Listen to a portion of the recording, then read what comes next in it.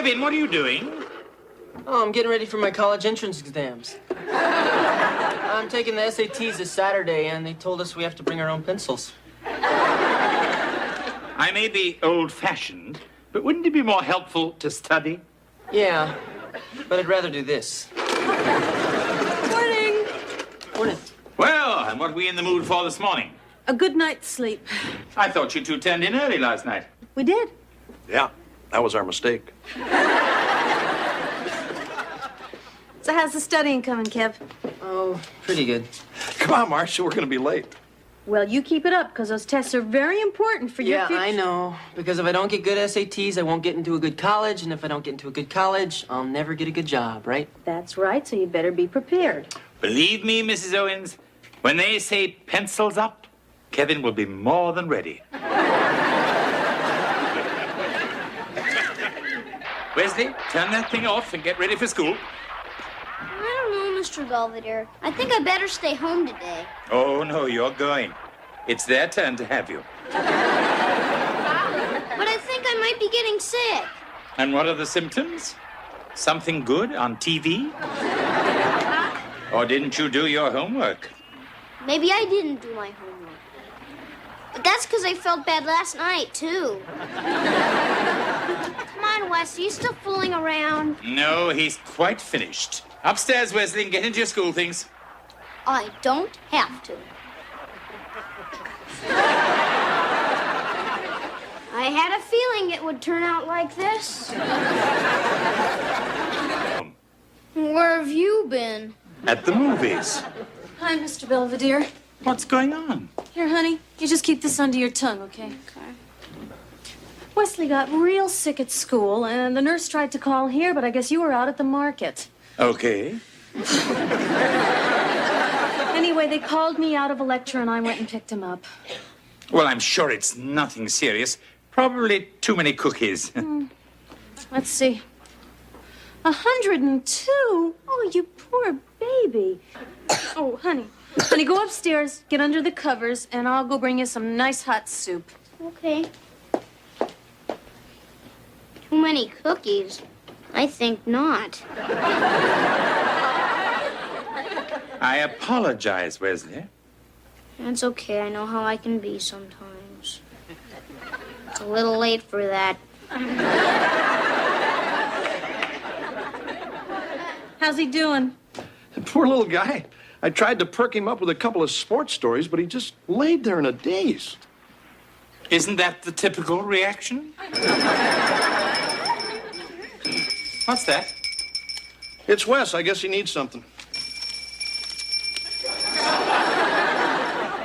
Where did you get that bell? I'm coming, Wesley. Hi, Mom. Hi, Dad. Hi, honey. Uh-oh. Girlfriend alert. This is Rachel Kenning. Hello. Happy Thanksgiving. Dad, she's not a pilgrim. She's Amish. Oh, right. The folksy people with the buggies and stuff. I'm sorry. It's okay. Have a seat, Rachel. So, honey, where did you and Rachel meet? Oh, I was coming out of the big library downtown, and I saw her wandering around, lost. I was on my way back from visiting relatives in Ohio when my bus left without me. I didn't know they could do that. Anyway, Dad, the next bus back to Lancaster isn't until tomorrow morning. My family's expecting me tonight. They're going to be very worried. Well, that's okay, Rachel. Just give him a call. Phone's right over there. Oh, no, thank you. What's the matter? We're not really ones to go in for worldly innovations. You know, Dad, modern stuff like electricity, appliances, zippers. All right. Hey, but it'd be okay if I call for you, right? Sure. I hope you know someone else who's got a phone. What is this magazine? We call it TV Guide. It tells us what programs there are to watch on TV. With all these entertainments so close at hand, how do you find time for all your sewing and canning and putting up preserves? Oh, I manage. Here we go, Rachel. a nice warm slice of apple pie. Thank you, Mr. Belvedere. It's homemade.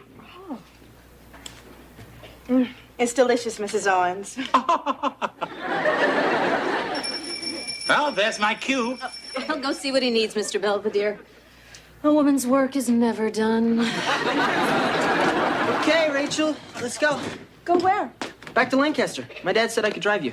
Kevin, it's over 200 miles. Yeah, I know, so we'd better get going. Come on. Okay. Thank you for the pie. Certainly. It was a bit heavy on the cinnamon, but I suppose that's the man's touch. It was nice meeting you, Rachel.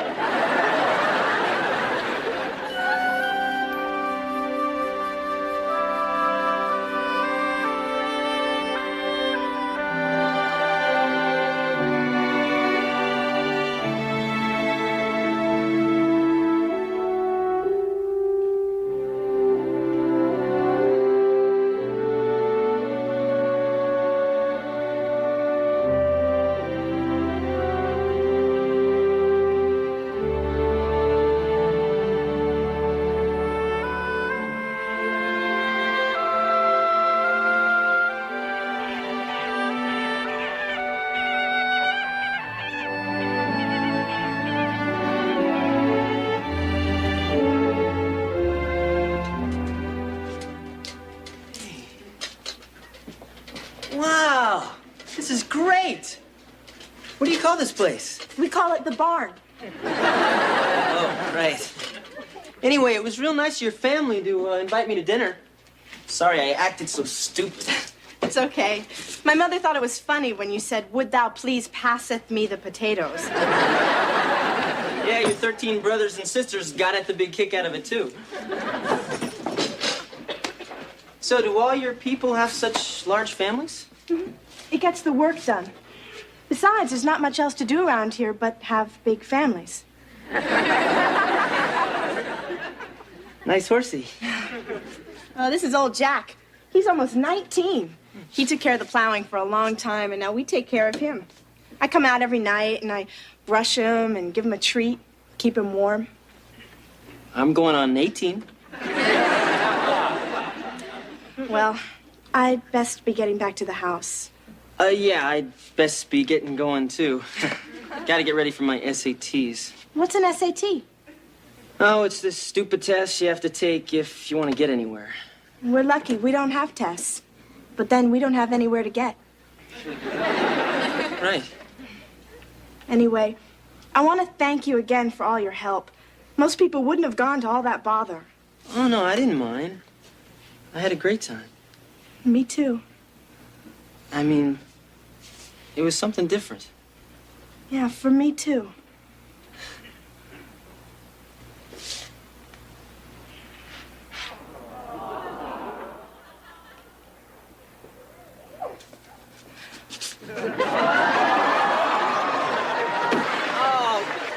Gee, what did I fall in? Well, around here we call it... Yeah, so do we. So do we.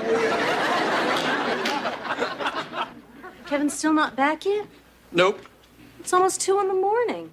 Mrs. Owens, he'll be fine. He's probably just taken a wrong turn somewhere.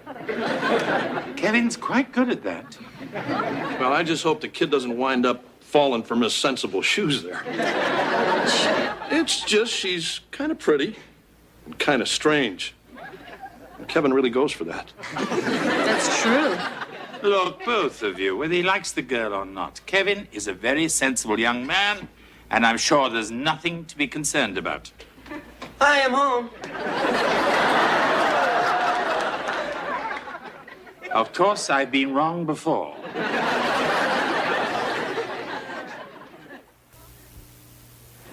Well, honey, we were just getting a little worried. Oh, I'm sorry. They asked me to stay for dinner, and I guess I just lost track of time. Did you enlist? No, I kind of messed up my own clothes when Rachel and I were rolling in the hay.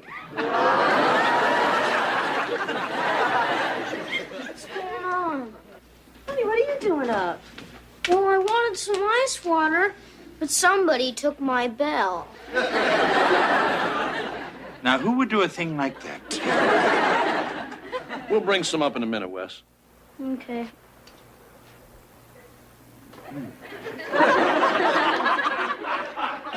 Am I delirious or is Kevin a rabbi? No, you're delirious, champ. Your brother's fine. Okay. You are fine, aren't you? Oh, yeah, sure, Dad. It's just going there is like going into a whole different world. I mean, fresh air and windmills and horse-drawn buggies. Did you know they make their own root beer? Great, Kev. Well, good night.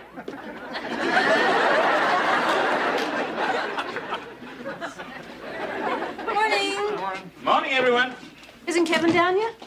I'll let him sleep. He's probably bush from last night.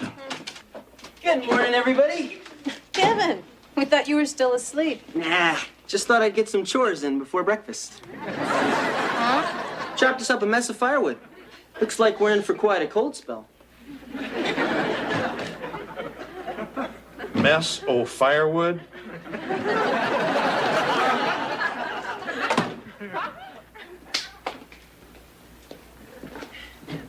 Ooh, it's a nice fire, Kev. Yeah, well, it hardly makes sense to waste money on heat when we've got a perfectly good fireplace.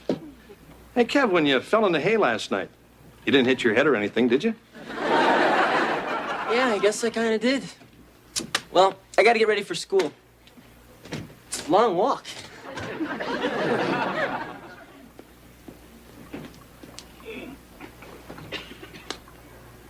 Mr. Belvedere, I'm ready for my lunch now. Mr. Belvedere, report to my room. Wesley! What's the matter? Can't you hear me? Wesley, where did you get that thing? Dad gave it to me. Oh. May I please see it for a moment? No, you're just gonna hide it. I'm not going to hide it. I'm just going to back over it with the car. I wouldn't have to use it if I could stay down here. It's lonely upstairs. All right, Wesley. You can camp out on the couch. Thanks. But just keep covered up, and I'll go and fix you a sandwich. Okay. Some bologna would be nice. Hey, champ. Hey, Mom. Hi, Dad. How's everybody's day? Fine. What are you doing down here? Mr. Belvedere insisted. I think he missed me. Hey, everybody. Hey, Killer, how was school today? Oh, fine. Anyway, I'm going to go out back and get the garden ready. I'm going to plant some stuff. See? I got rhubarb. Great. And then maybe you can plant some root beer. I thought you were going to study for your SATs. Yeah, I was meaning to talk to you about that. Well, go ahead. I'm not taking them. What do you mean? I just don't see any reason to. How about getting into a decent college? Oh, no, that's okay, Dad. Because I'm not going to college. What? Since when? Since he got his head turned around by that broad in a bonnet, that's when. Look, Dad, maybe I've just been taking another look at my life, and maybe I'm thinking there might be something better out there. Like what? Being Amish? They seem pretty happy. Hey, I like being happy.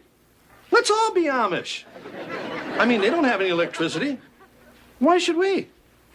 Why are we doing this? I'm not quite sure. We're trying to help your brother, kitten.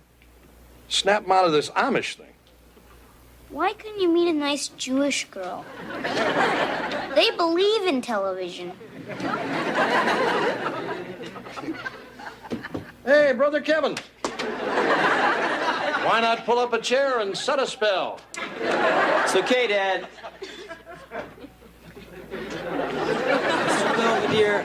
Oh, Kevin, do me a favor and tell everybody to wash up for dinner. It should be ready in about 15 hours or so. So is everybody in on this? Trying to show me what a jerk I am? Kevin, nobody thinks you're a jerk. Dad does. He just thinks I've gone nuts over some broad in a bonnet. Have you? Maybe. I don't know. It's not just her. It's everything. I mean, people working the land, pulling together, knowing what you have to do and doing it. I mean, their whole life, it's so simple.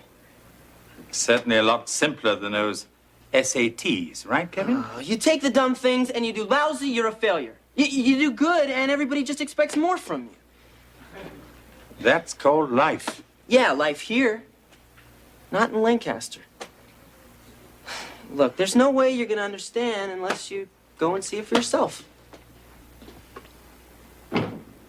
Perhaps I should.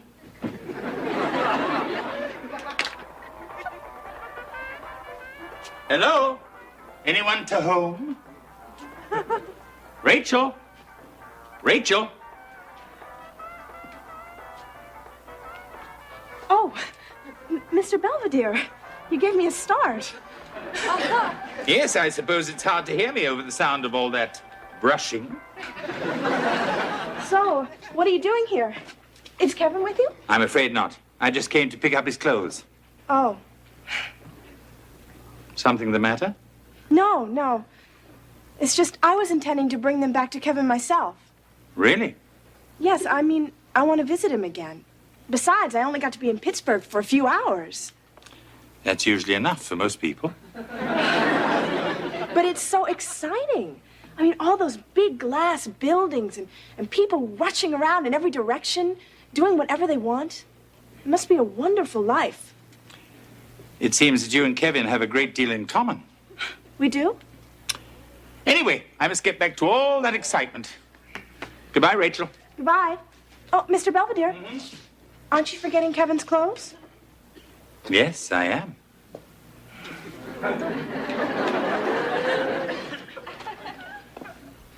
Hi, honey. Hey, champ, no cartoons on? Yes, but I think my time would be much better spent studying. Must be the hat. Hey, Kev, going someplace? Yeah, back to Lancaster. I'm gonna go see Rachel. Are you coming back? Yeah, Mom, I'm coming back. Good, because your test is tomorrow. Look, I already told you I'm not taking it. Yeah, well, you're not taking the car either. I know. I'm taking the bus. Fine. Do what you want. I'm gonna go make some sandwiches for the trip. Fine. Hey, Mr. Belvedere. Howdy. You know this is all your fault. Why? What have I done? Nothing. What George means is that whenever there's a problem with the kids, we've gotten used to you, Butting in? Yeah, what are you waiting for? I'm sorry, George. I've been a bit busy. I'll see what I can do.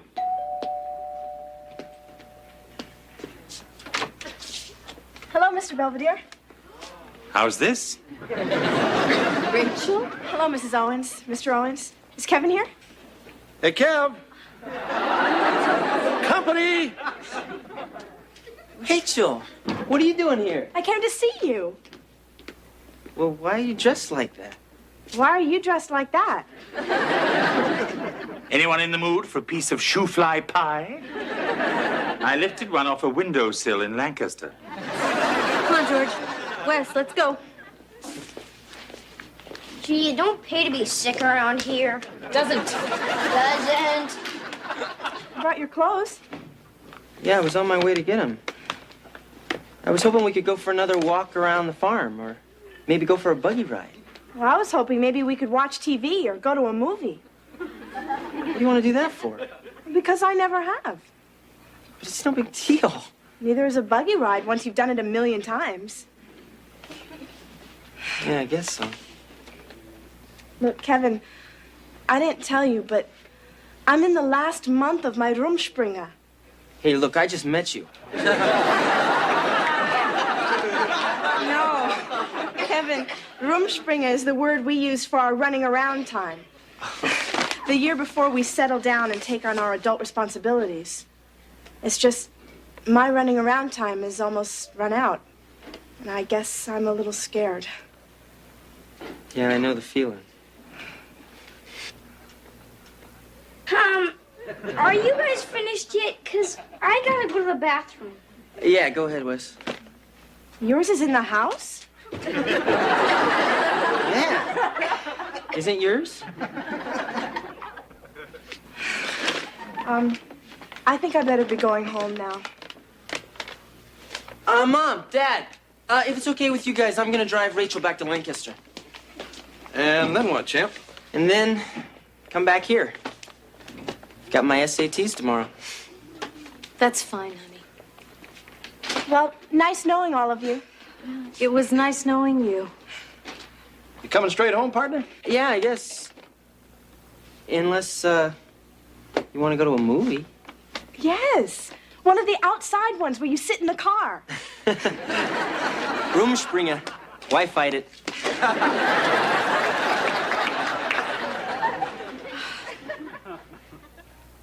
Oh, you're all hot and sweaty. I think you got the flu just like I did. Imagine that. You're lucky I got better just in time to take care of you. Oh, I am blessed. Open up. It's time to take your temperature. I don't want to. We could always do it the other way.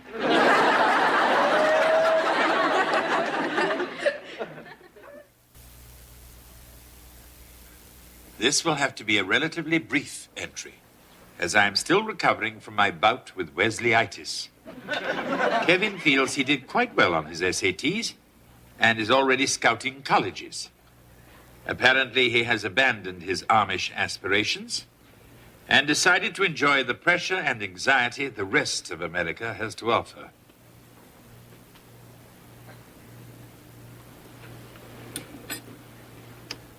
Well, my temperature hasn't abated yet. Still, there are some rewards to being ill.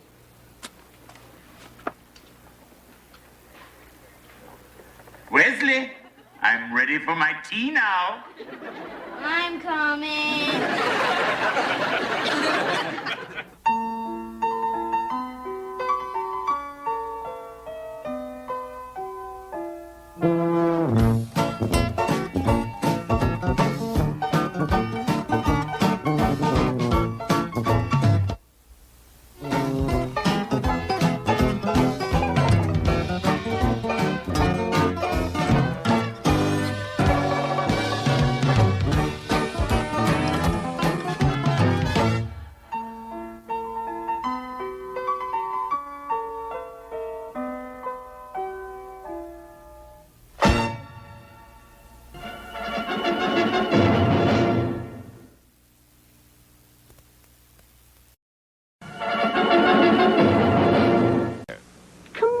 Honey, there's nothing to be afraid of. Besides, you wouldn't be going to the dentist if you'd brushed when you were supposed to and you didn't rot your mouth with all those sweets. Oh, look, this is ridiculous. I want you out of that bathroom right this minute. Shall I call the SWAT team? I don't know what else to do. Let me try. Look, if you go to the dentist like a good soldier, when you come home, Mr. Belvedere will make your favorite triple scoop chocolate crunch sundae.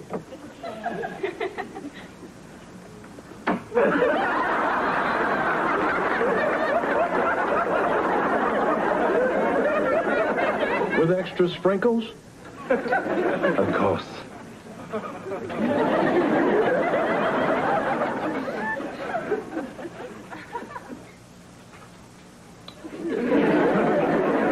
So, how do I look? Better. Now knock it off. I'm getting my teeth cleaned today, and I want to get my money's worth. Morning. Morning. I'm all ready to go to the dentist, Dad. No rush, pal. But if you don't get there early, they give the old drill. That's it, I'm not going. Oh, come on, Dad, you gotta. You see, even Wesley realizes that a trip to the dentist may be unpleasant, but necessary. No, I like going. You do? Yeah. Sometimes it hurts a whole lot, but it sure feels good when it's over. Sort of like spending the day with you.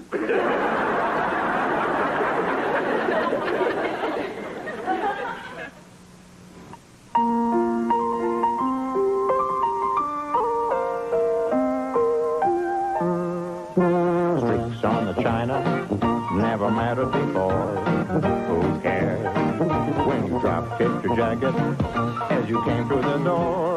No one glared. According to our new rival, life is more than mere survival, and we just might live a good life yet. Is everything all right? I still can't find a roommate to split the rent with, and have a lot of other bills and stuff. I'm just having a little trouble making ends meet. Oh, well, you know, your father and I can always help out. No, it's too much money to get from you guys. I was gonna ask Wes. Anyway, I don't want to start borrowing, so I just decided I'm gonna sell my Barracuda. Oh, you love that car.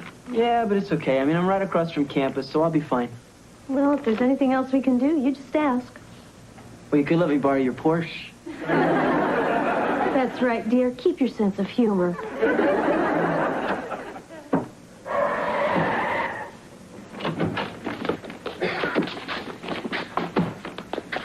I did it! I broke the record. I made market in 6 minutes, 45 seconds, and I even stopped for one of the red lights. It's not bad.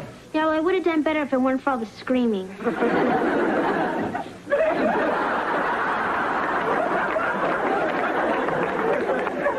Hi, Miss Belvedere. Aren't you coming in? First, put the car keys on the counter. Now step away from them. Now I'll come in. Hey, Miss Belvedere, you want to help me with this ad? I'm trying to sell my car. Fine, I'll buy it. Huh? I want my own transportation. Yeah, but you don't even know how much money I want. It's bound to be cheaper than trauma care. Okay, you got a deal.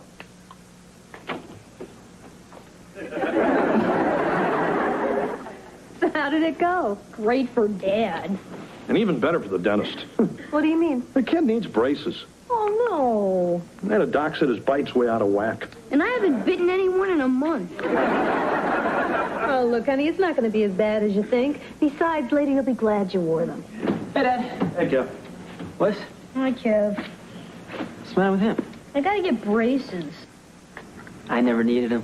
Yes, you did. We just couldn't afford it.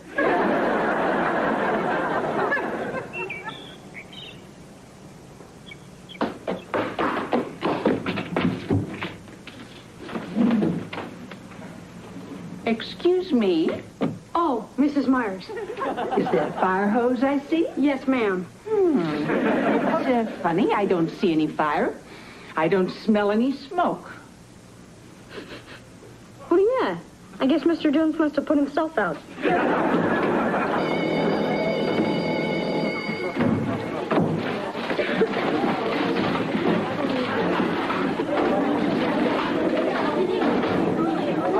Hey, Wes. Oh, hi, Miles. Let's eat the cafeteria. They're having macaroni and cheese. I can't eat that stuff. Makes my mouth walk. It's my last chance to have it. I'm getting braces next week. Yeah, they're not so bad. You used to them after the first year. The thing is, we just started junior high, and now I gotta start wearing an erector set in my mouth. Nobody cares if we wear braces or not. I already made a lot of new friends. Anyways, I'll put my books away, and then I'll go to the cafeteria together.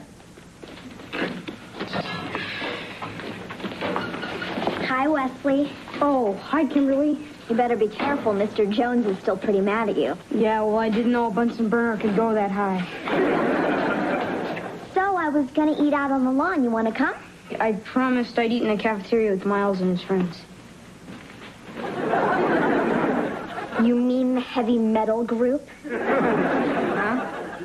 That's so sweet of you, Wesley. Treating them like normal people.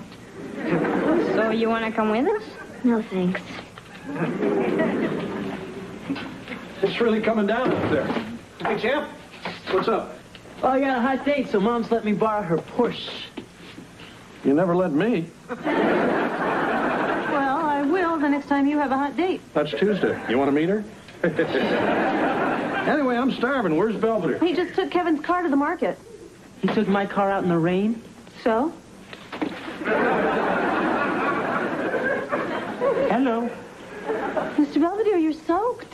Yes, that happens when one walks 3 miles through a typhoon. Yeah, I guess I forgot to tell you that sometimes the distributor shorts out if you let water get into the engine. Well, it had to go somewhere after the passenger compartment filled up.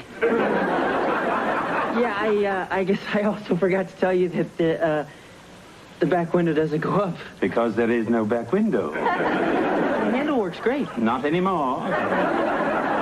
Well, I better get going. I'll see you. So, what's for dinner? Soup. Wesley, did you finish all that marshmallow fluff? Yeah, I made a peanut butter and marshmallow sandwich. How disgusting. Now I have nothing to put on my liverwurst. What are you watching? Village of the Damned.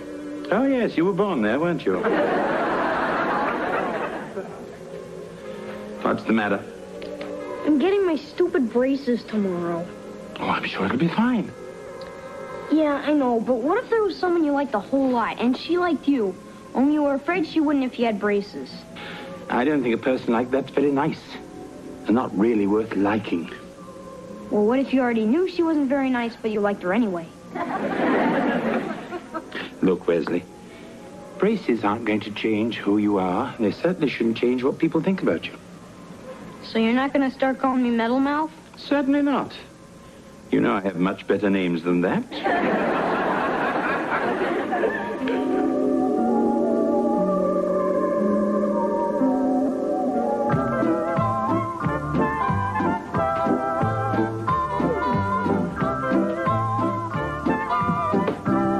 Good morning, Mrs. Owens. Good morning, right back. May I say you look lovely today? Oh, thank you, and so do you. Though I guess lovely is the wrong word for a man. Shall we say stunning? Good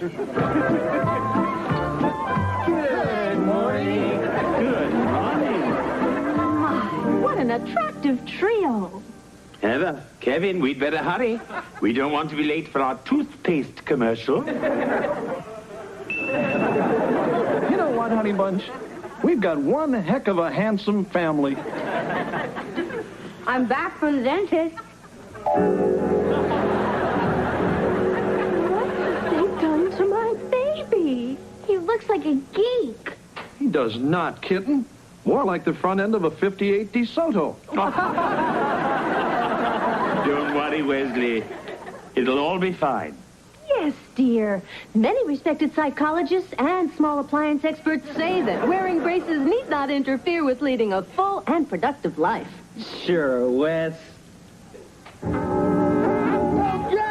I'm wearing pencils. Look out, he's contagious. What'd you do to me? I'm sorry. It's too late. I'm sorry.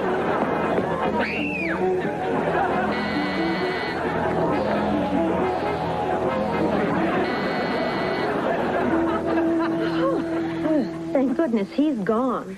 Yeah, and anyway, the kid will be better off outside. Unless there's lightning.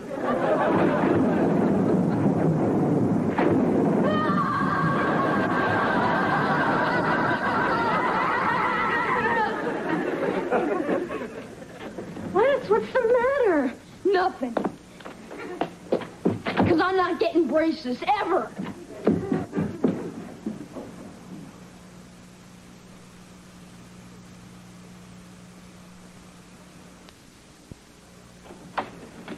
Come on, pal, you can't keep this up forever. How'd it go? Did you get your braces? What's he doing? He said he's not going to open up his mouth for the rest of his life. Can I have that in writing? Look, maybe you don't like them right now, but you're just going to have to get used to them. Say something. They're stupid, and they're ugly, and they hurt, and nobody's ever going to see them, so there. Is he down yet? He said he was coming. I'm surprised he's going to school at all, the way he carried on last night about those braces. Well, I think with a good night's sleep, he'll have gotten this out of his system. I'm ready. Are we belly dancing for show and tell? Wes, what are you doing? This way I can talk and nobody can see my braces. Do you really think your braces look any more ridiculous than this thing? I don't care. Fine. You go to school like that, maybe you'll see how silly you're being. Come on, Heather. Oh, don't forget your lunch, Salome. It's your favorite bologna and cheese on raisin bread and a pack of ho-hos. I already told you I'm not eating anything I can't suck through a straw. Oh, don't worry. I put it in the blender.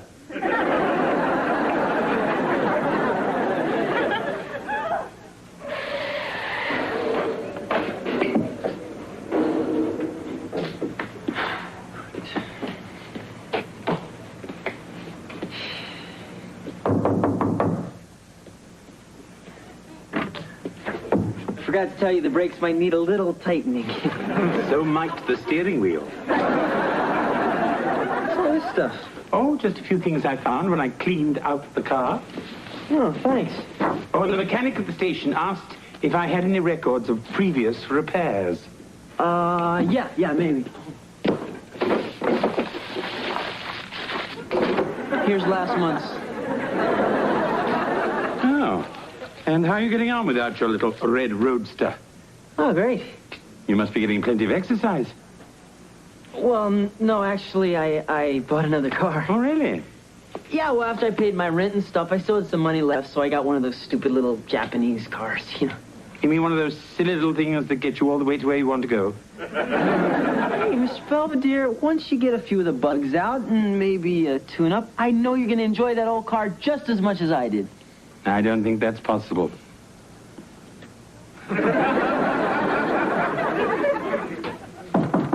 Come in.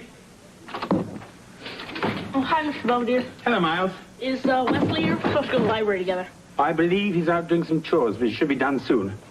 Now, there's that blasted bottle opener.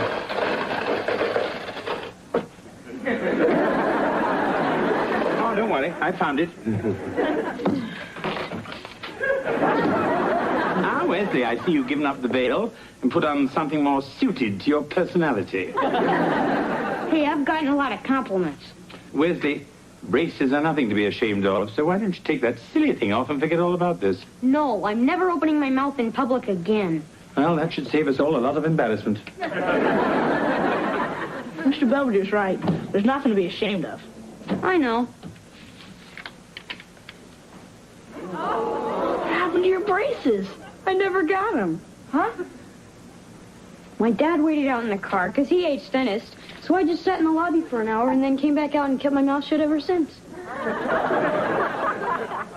And they haven't caught on yet? Of course not. They're just adults.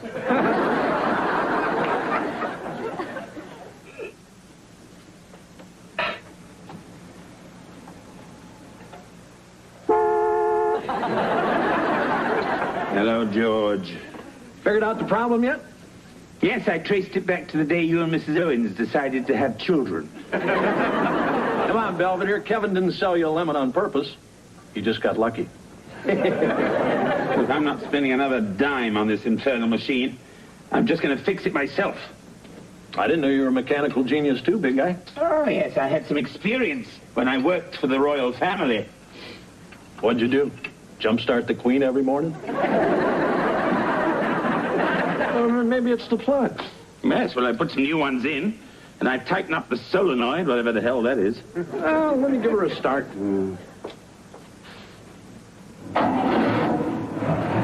Good God, it's a miracle. Hey, maybe it's not such a clunker after all. Yeah, well, perhaps Lizzie and I just started off on the wrong foot. Yeah, right.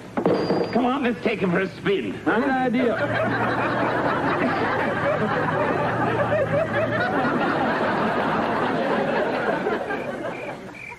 Hey, Champ. Come on, Wes.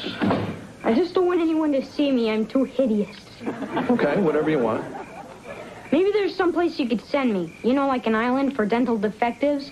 Then I could be with my own kind. Look, pal, you're acting stupid. I mean, nobody around here cares if you got braces on your teeth or a bird cage around your head. We still love you, right? Yeah, I know. So why don't you turn around and give your old pop a big grin?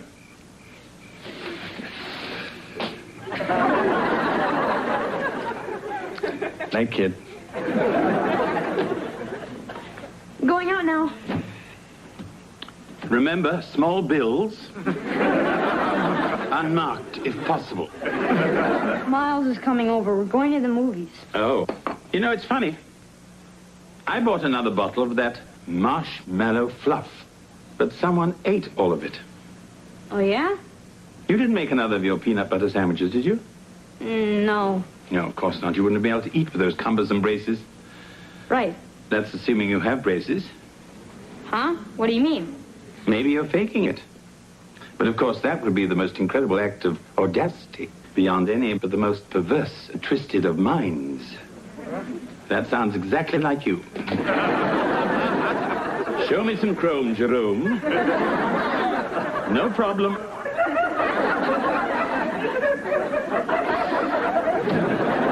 Now smile for Mommy.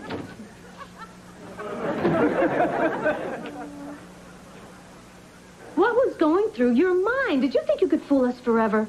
Just till I was 18. Well, you must have a real high opinion of your mother and me. Just a couple of dipsticks who wouldn't know a cactus if it poked us in the rear end? Have you been reading my diary? Well, I know one thing. You're going back to that dentist today if possible, and you're getting those braces, and that's final. But they're gonna ruin my life. I don't want to hear it. But they will. You wear braces and they turn you into a nerd and a wimp and a jerk that nobody likes. Wes. Well, that's what they did to Miles. See ya.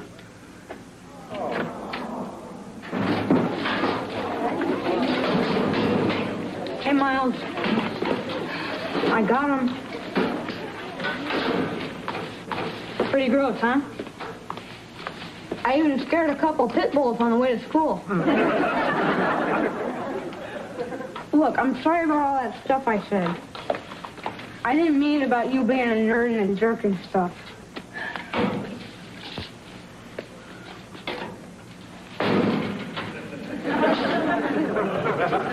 Thanks. Sure. Look, you're my best friend.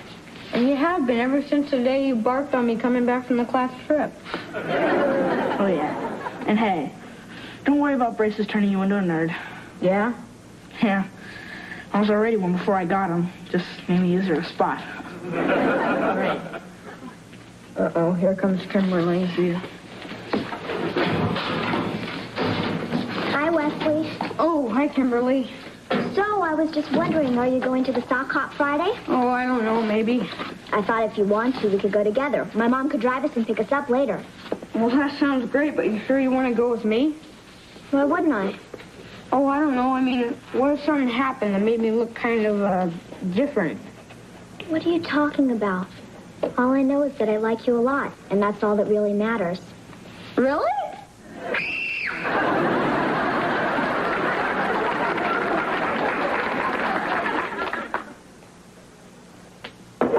Well, guys, this is it. At least till I get these things off. Little going away party? Yep. Me and this junk have had a lot of good times together. Well, you're young. You'll make other friends. You know, you were right about these. Nobody even cared except Kimberly, and she got 2 teeth knocked out at dodgeball. Well, Wesley, there's no need to throw these away. Why? I can't have this stuff. No, but I can. Mr. Belvedere? Hello, Kevin. Oh, I got a message. Said you wanted to see me? I would have driven over to your place, but unfortunately it isn't downhill. Lizzie's still giving you trouble, huh? I now have a platinum card from the auto club. That's funny. Oops. It must be time for his 4 o'clock feeding.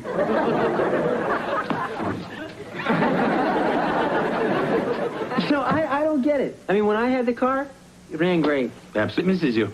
Yeah, well, I better get back to campus, so... Actually, I've been thinking, and I feel bad that you've had to sell it. I know how much you loved it. Yeah, well, I'll get over it. I mean, you're a young man on the go. You really should have a hot set of wheels. What are you saying?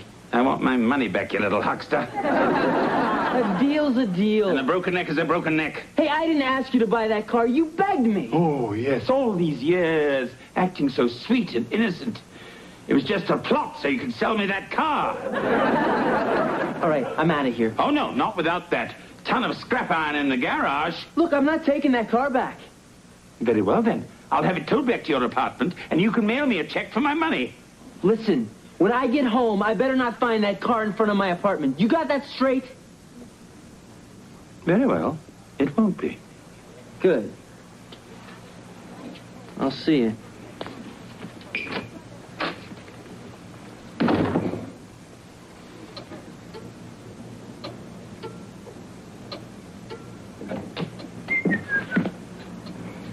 What the...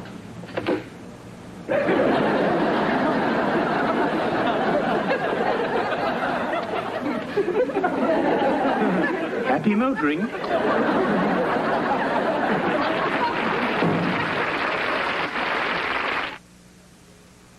Mr. Belvedere will continue in a moment.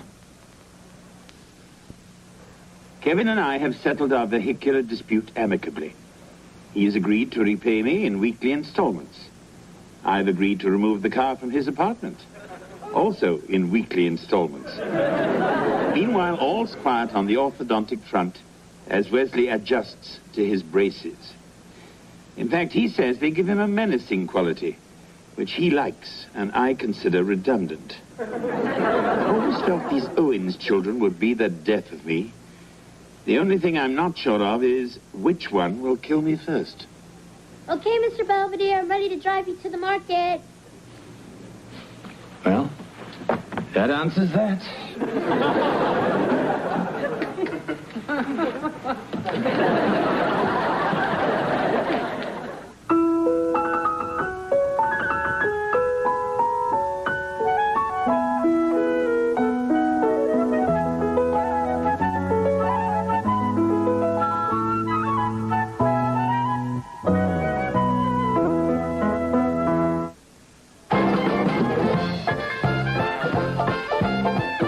I'm Morton Dean.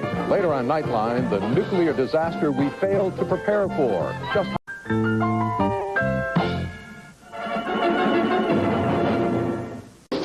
Good morning, ladies. Why the long faces? Is the mall closed for repairs? Mr. Belvedere, you're old. If you lived in a retirement home and there was going to be a talent show and Angela and I were going to be in it, what would you like to see us do? Disappear. Come on, Mr. Bus Plunge, we're serious. Yeah, we only have 2 weeks to come up with a really dynamite act, and we're trying to think of something we can do together. You know, like a team.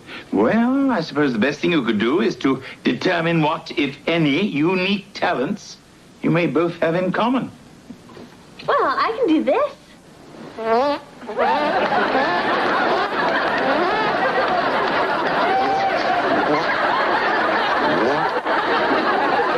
If you have anything that goes with that, I'd keep it to yourself.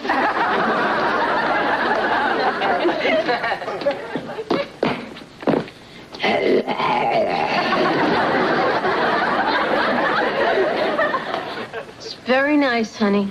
It's not supposed to be nice. It's supposed to be scary. You scared me, Wesley. But then again, you always do. Hey, you ought to see this kid out there. He's just itching to break some heads. Right, West Man? Yeah! Kill, kill, kill, kill! Oh, no, it's not that time of year again. Falling leaves and shattered expectations. George, I thought we weren't going to push this football thing anymore. Hey, I didn't push anything. He dragged me out there. Yeah, Mom. I mean, I've been working out all summer, bulking up. And when I go to those tryouts tomorrow, I'm going to make first string. Hey, all right.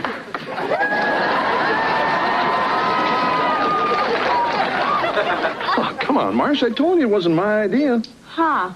Actually, Mrs. Owens, I believe George this time. You do? Wesley's at junior high. He's more mature. Perhaps he feels it's time to channel all that psychopathic energy into something more sporting than heaving bricks through the Huffnagel's windows. Either that or his hormones just got a case of happy feet. And he knows football's the best way to reel in the babes. That's how I roped old Marshall. Is that how you recall it, Mrs. Owens? I really don't remember. I was only 10 at the time.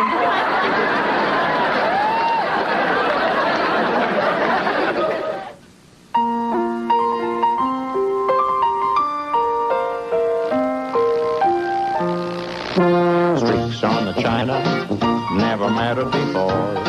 Who cares when you drop kicked your jacket as you came through the door?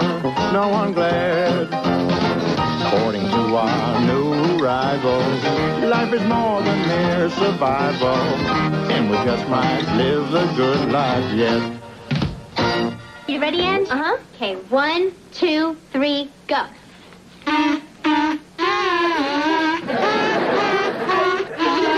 Oh, it's you too.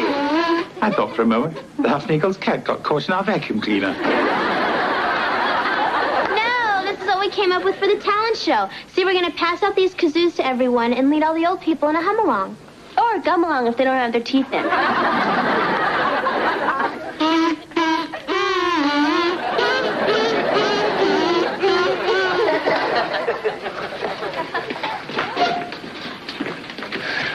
Hey, Wes, how do I look? Like a real mean machine, Miles. Thanks. I think I got all this equipment on right, except couldn't figure out what to do with this slingshot. I'll explain it to you later. Okay, everybody, listen up. I'm Coach Maxwell. If you want to play football around here, you're going to have to deal with me. You got that? Yeah. I don't hear you. Yes, sir. All right. As soon as I check you off, we're going to hustle out there and see what everybody can do. All right, Anderson. Right here, Coach. Miller. Yo. Knob Noster. Here, sir. You look like a knob noster. Buckley. Corinne Buckley. Corinne? That almost sounds like a girl's name. Right here, Coach. I'm Corinne Buckley, except everybody calls me Corey. All right, settle down. I think we've all seen a young lady before. Yeah, but not in a football uniform. Yeah, not in the boys' locker room either. Don't worry about it. It's not like I'm going to be taking showers with you guys.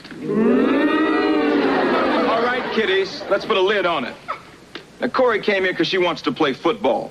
And girl or no girl, she's going to have to show me a little something just like the rest of you meatballs. Now, let's hustle out there. Let's go. Can't believe it. Now we're stuck with some stupid girl on our team. Big deal. First time she gets her hair messed up, she'll be running back home to play with her doggies. Yeah, right.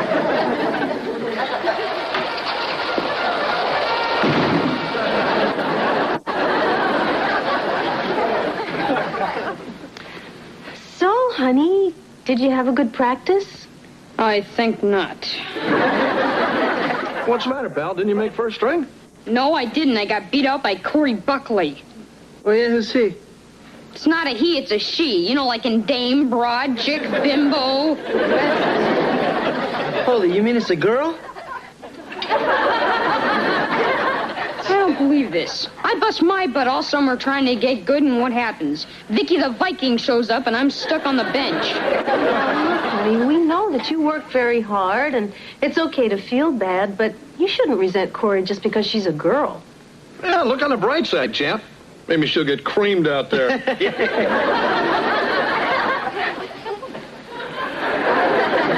I'll tell you what, pal. Kevin and I'll take you out. We'll work on some new moves after dinner. That's okay. I'm not feeling very hungry. I'll just be up in my room.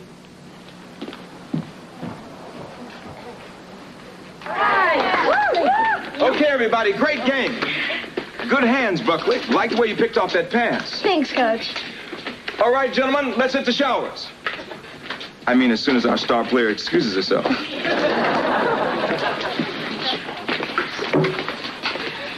Boy, I don't believe this. Wesley Owens, towel boy. Don't feel so bad. I didn't get to play either. At least you've got an excuse. You've got a Buick attached to your face. There she is, the jockless wonder. Hey, you gotta admit, she's pretty good. And I think she likes you, too. Hi, Wesley. Oh, hi, Corey. I was just thinking about you. Really? Yeah, congratulations on that interception. Of course, I didn't actually get to see it. The coach sent me to the store for more Gatorade. Oh, yeah. Sorry you didn't get to play. Hey, that's okay. It's kind of a tradition in my family. You know, I've been watching the way you play, like at practice and stuff. And I was thinking, maybe I could help you a little. Help me a little do what? I don't know. Get better, I guess. That's okay. I prefer to stink on my own. You know, you drop your eyes every time you try to make a tackle. I do? I mean, of course I do. Sometimes there's money down there. Well, I guess it wouldn't hurt if you came over once. Great. How about tomorrow? Great. Hey, you guys done yet? I mean, some of us would like to take our clothes off. Oh, sorry.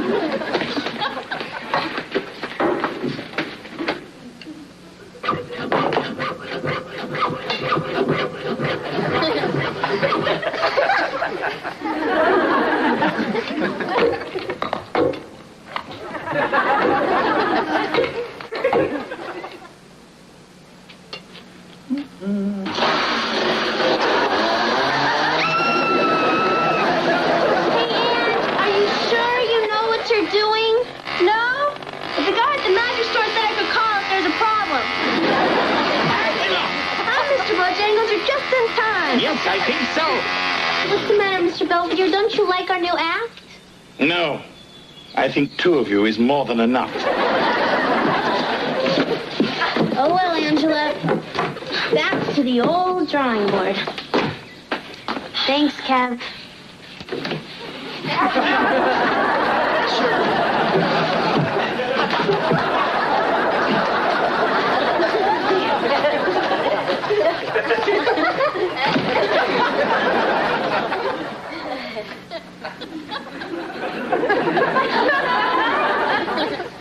Well? Huh? Geography. Remember I asked you where the Matterhorn was? Oh, Disneyland? I'm sorry. It's in Switzerland, right? Right. It must be really beautiful there in the winter. Yeah, I guess. That's where everybody sends their money. Oh, hi, Mom. Hey, Dad. Hey, West Van, who's your little friend? Oh, Mom, Dad, this is Corey Buckley. Hi. Well, hi, Corey. What a surprise. We've heard quite a bit about you.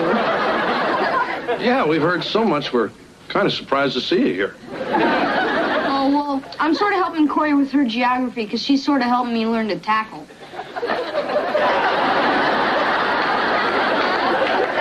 Oh, hey, Wes, I thought your old pop showed you how to do those moves. So he's the one. I'll be upstairs. Well, it was nice meeting you both.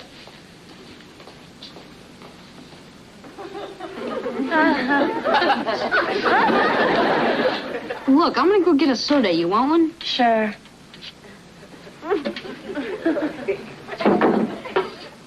Hey, Mr. Belvedere. Hello, Wesley. Your friend Corey seems nice. Mm-hmm. I think it was very considerate of her to drop by today to help you with your footballing. Yeah, she's all right. It's not going to make any difference, though. Oh? I mean, she's bigger than me. She's faster than me. Unless she gets pregnant or something, I'm never going to get the play. Well, let's keep a good thought. Hey, Wes. Hey.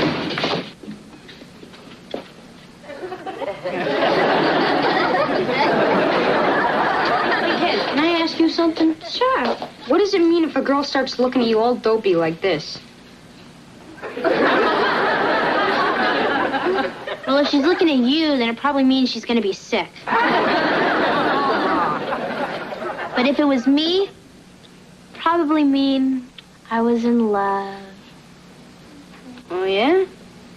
You mean like the kind of love where you can't remember things or concentrate on things or, catch things? Yeah, I guess so. Thanks, sis. So sorry to keep you waiting. Oh, that's okay. I do hope you like root beer. Corinne.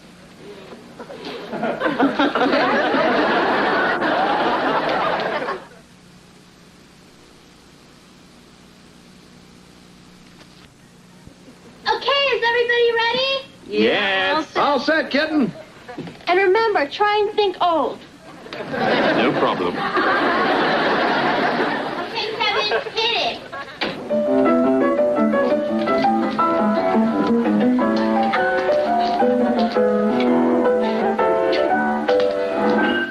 Hi, Mr. Jones. What's new, Mr. Bones? Well, I just flew in from Miami, and boy, am I tired. Miami, eh? How'd you find the women? With a seeing eye dog. Get the hook. So, Mr. Jones, how do you like living at the retirement home? Not bad, not bad. Here, the women there are pretty stuck up. Used to be until I gave them some prunes. Now they're just regular gals. Where's everybody going? We're not finished. You want to bet? Boy, they sure move fast for a bunch of old people. Come on, Mr. Belvedere. Was it really that bad? Well, apart from the jokes being insulting, insensitive, and inappropriate, I found your routine refreshingly tasteless. Gee, and I was worried you weren't going to like it. Angela, we hated it. We stunk. What do you mean we? It was your stupid idea. You didn't even try what I wanted to do. You mean synchronized swimming? Sorry, Ange, it's a little tough to do on linoleum. What about my other ideas? Well, fine, go do them yourself. Fine, I will. Fine. And away we go!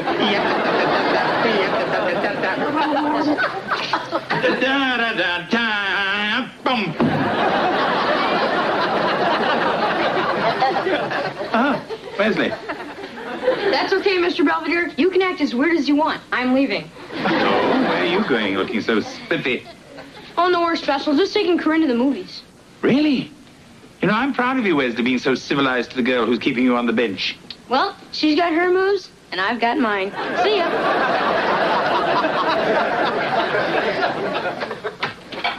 We're back. Wesley, what happened to your uniform? The kid actually got to play. Really? Yeah. I looked pretty good out there, didn't I? Yeah, honey, you were very good. Yeah, champ, and you almost recovered that ball. You fumbled and everything. What happened to your friend Corey? Oh, nothing. The coach just decided to take her out for a couple plays. Yeah, I don't know what the big deal is about her. She couldn't hold on to a ball if they covered it with crazy glue. Oh?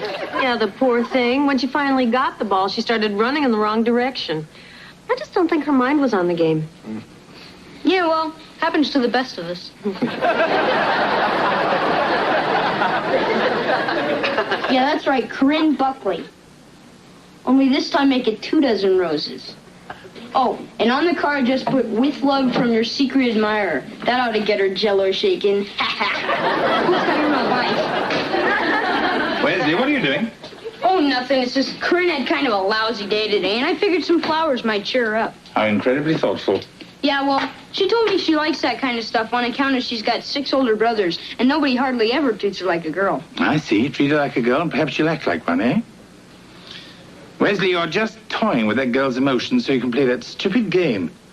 Yeah, so? So you have graduated from juvenile delinquency to sexual terrorism. Congratulations. Hey, look, if I mess with her head a little and get to play once in a while, what's the big deal? I mean, she's getting something out of this, too, you know. Yesterday I sent her balloons. I assume it was your hot air that blew them up.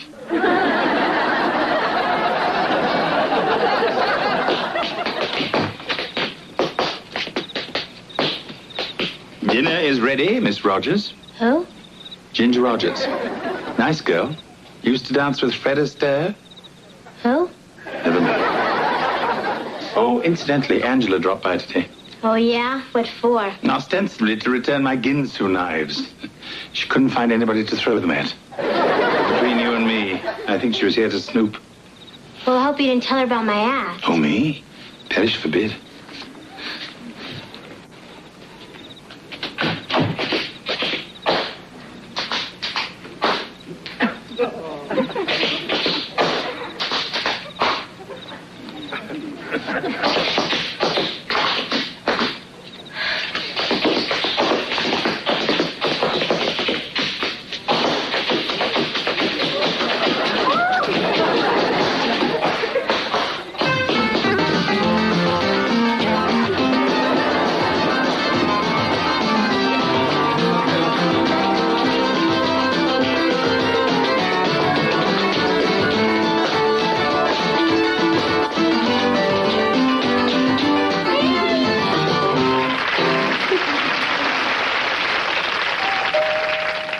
I'll get it.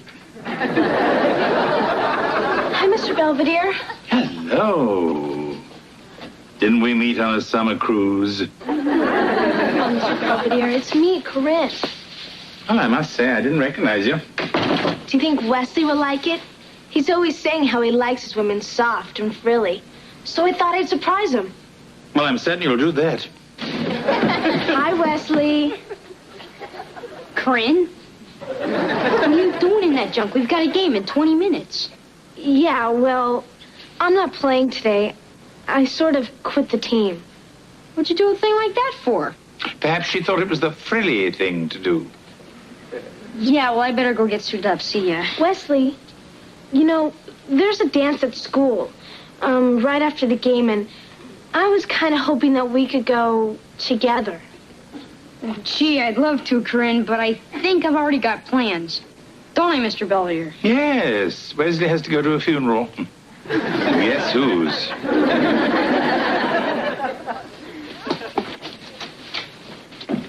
All right, gentlemen, we're not dead yet. It's only halftime. Come on, Coach. It's 35-0. Without Corey here, we're dead.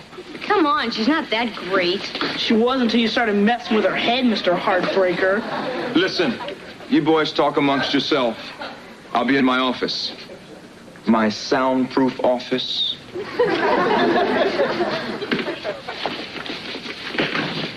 So, anyone care to join me in a team prayer? Look, I didn't know she was gonna quit. I mean, women try and figure them, right? Okay. I'll get her back. I'll just tell her I changed my mind. I like women in shoulder pads. What do you want me to tell her? The truth? That I only pretended to like her because I wanted her out of the way? I'm back. All right! Yeah. Woo. Looks like you guys just couldn't get along without me. Most of you, anyway. All right. We got our team back. So what are we standing around for? Let's kick some heinies. Come on. Yeah! Come on, guys.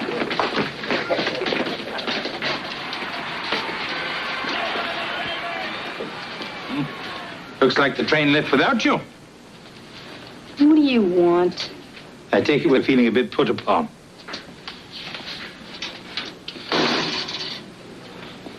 What's the matter with me, Mr. Belvedere?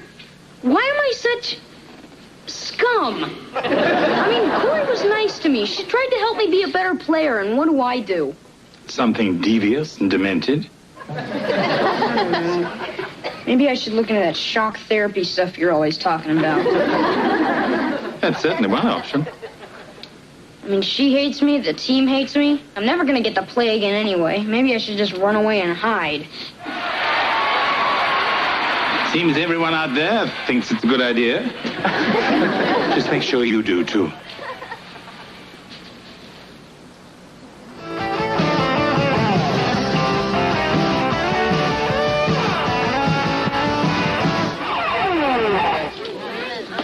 Great game, guys.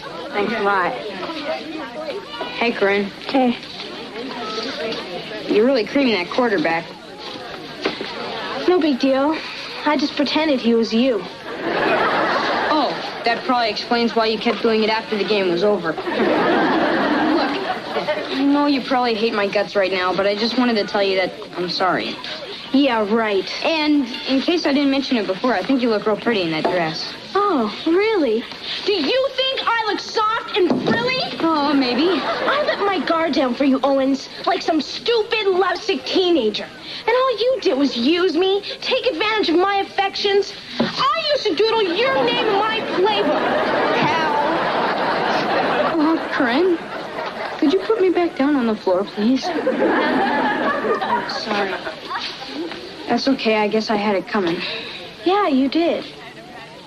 So, friends? Yeah, friends. And I really think you look pretty in that dress. Honest. Thanks. As long as we're being honest, I think you should go out for band. Thanks. So you wanna?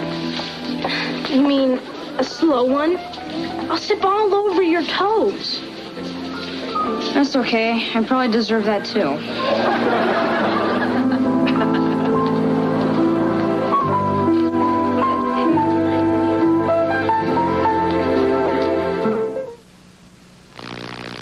Mr. Belvedere will be right back.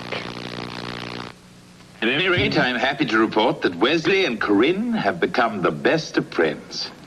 Especially since Wesley gave up the gridiron for the glockenspiel. As for Heather and Angela, their little talent show is finally over. And at last I can get a little peace and quiet around here. Hey, big guy, look what I found in the basement.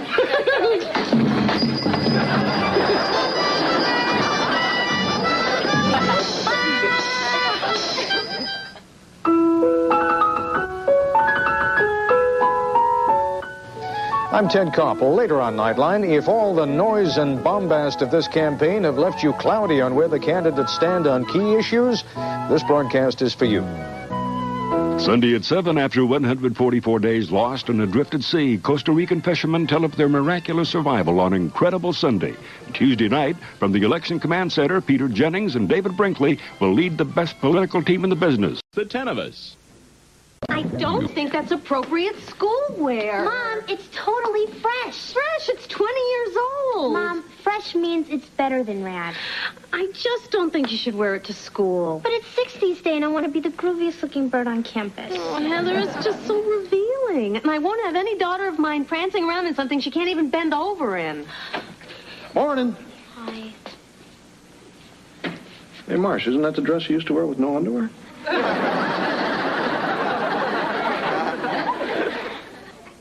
Hey, Wes, what you doing? Homework. Now, these are women's magazines. Yeah, I know. I'm looking for a recipe. We have to bring one in for home ec class. Home economics? I thought you were taking wood shop. Well, I wanted to, but the school board voted that I can't use power tools. You don't belong in home ec. You're a guy. So is Mr. Belvedere. I love the smell of laundry in the morning. Hey, what kind of example are you setting for the kid? The same you should be setting for Kevin. Even though he's moved to his own apartment, I still have to do his wash. Well, what the hell is this? He wants a pair of Kevin's undershorts. Looks like Kev had a pretty hot day. What's that kid doing over there anyway? Come on, Glenn. Give me a break, will you? This is my last pair, you clothes-sucking furball. Glenn cannot be helping it. He's on a high-fiber diet. Tried dusting the same table for 5 years. I just can't live with Glenn.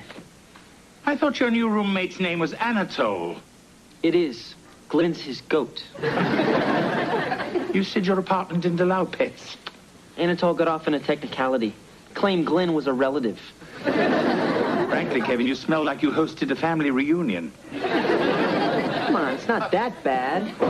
Gee, what stinks? Hi, Kev. Hi, Dad. Well, I gotta go. I gotta get down to Chetwin's Plumbing Supply. Oh, yeah? If you're shopping for a new shower head, be sure to use it. No, it's for my business course. See, we have to observe a real business and see how it works. Yeah, well, couldn't you observe something a little flashier, like a Ferrari dealership? I was late to class the day they gave out the assignments. It was either a plumbing warehouse or prisoner delousing. Anyway, I gotta borrow the plunger. Oh, it's under the sink. Be sure and put it back. Wesley needs it for the Christmas pageant. He wrote his own part this year.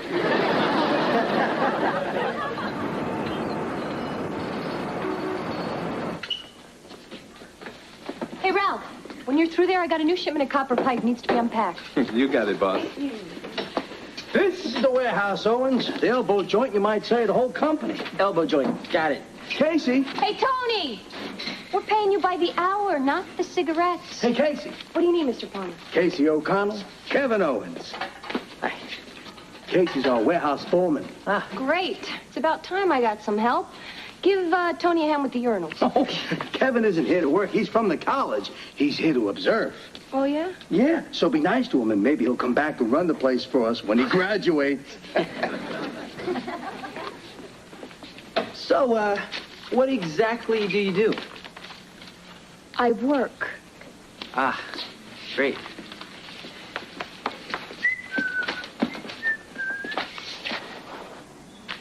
Oh, Miss O'Connell, Fawcett is spelled with a U, not a W. Look, college boy, let's get a few things straight. This may be playtime for you, but this is my job. I don't work, I don't eat. Hey, I do understand the concept of work. Good. Then you can just sit right over there and watch some. Fine.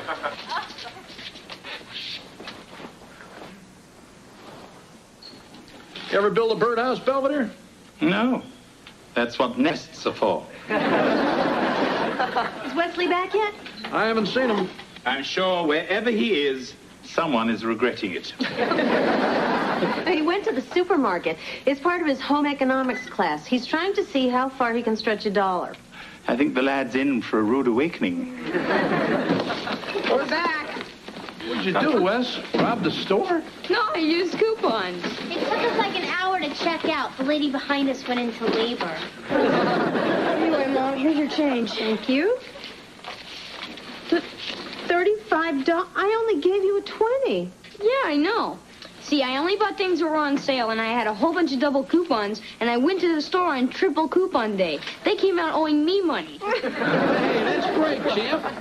Why can't you do that, Belvedere? I could, George, but we'd only end up with a lot of things we don't want or couldn't use. Not necessarily. Ho-hos. You bought me ho-hos? Yep, 12 cartons.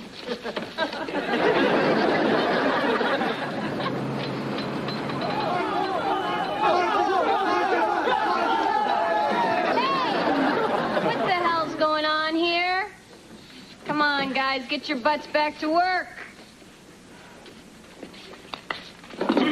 Morning. Uh-huh. I, got you this. Yeah? Well, you know, you and I, we kind of got off on the wrong foot, and I wanted you to know I was an okay kind of guy, and so are you. Okay. Aren't you going to open it?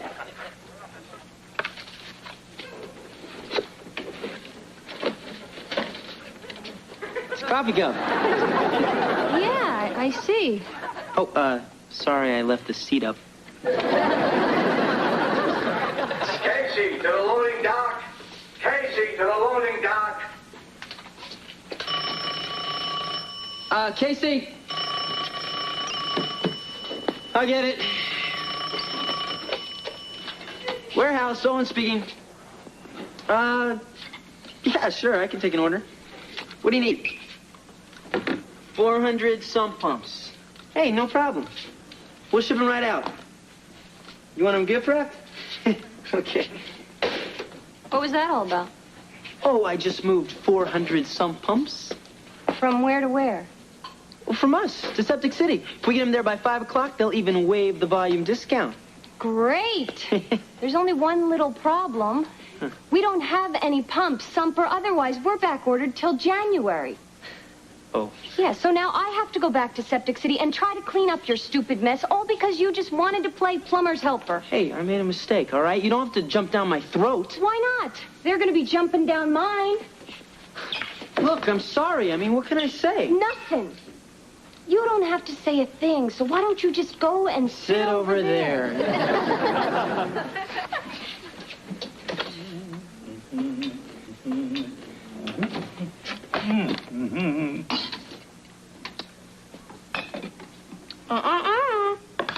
Fat. 328 milligrams. Yeah, sodium. 74 milligrams. Overcooked veggies. Nutritional value, Zippola. I'm sorry, Mr. Belvedere, but I'm going to have to write you up. What are you supposed to be, the food police? No, I'm just going by the Surgeon General's guidelines. Frankly, for this meal, you'd get the chair. Now, just a minute. Let me remind you that I've cooked for everyone, from Gandhi to Winston Churchill. Yeah, and they're all dead.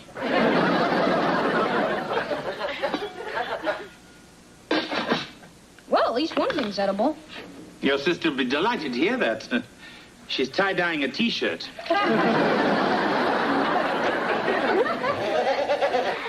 Go fish.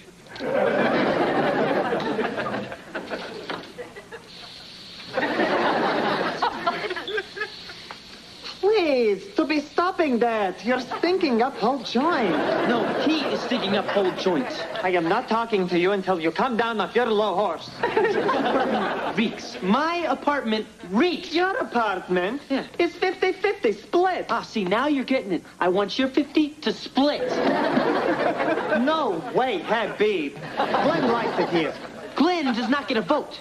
Oh, This is a fine. How do you do it? I plan big party and you want us out. What party? Oh, it's big blow-up for all foreign exchange students. Oh, no. Oh, yes. It's Rimsky-Korsakov's birthday. Hey, I don't care whose corset Rimsky ripped off. I want you and that car-carrying stink bomb out of here. Don't hold your nose. And while we're at it, I thought you said you were going to keep that bearded trash compactor out of my room. I say a lot of things. Yeah, well, I take enough abuse at work from hard-hatted Hannah. I don't need to come home to hoof jam on my bedspread.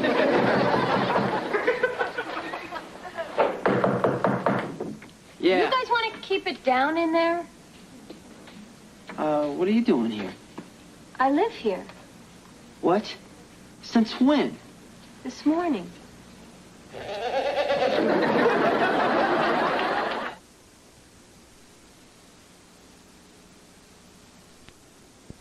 All right, let me get this straight. You actually live here? Mm-hmm. Right next door. Oh, that's great. No, really, that's terrific. I mean, there must be 1,000 other buildings you could have moved into. Why'd you have to move here? I didn't see a sign with your name on it. Although I should have recognized your smell. Hey, it's not my smell. It's the goats. You're roasting one? I live with one. Oh, so that's what you college clowns are into these days. You know, you really have a big problem. Yeah? Well, at least I'm paying my own way. And what is that supposed to mean? You go to college full-time and can afford this place. You don't need a PhD to figure out Mommy and Daddy are footing the bills. Well, you know, they help a little, but I do the rest. You're acting like I'm privileged or something. Master Kevin, your laundry.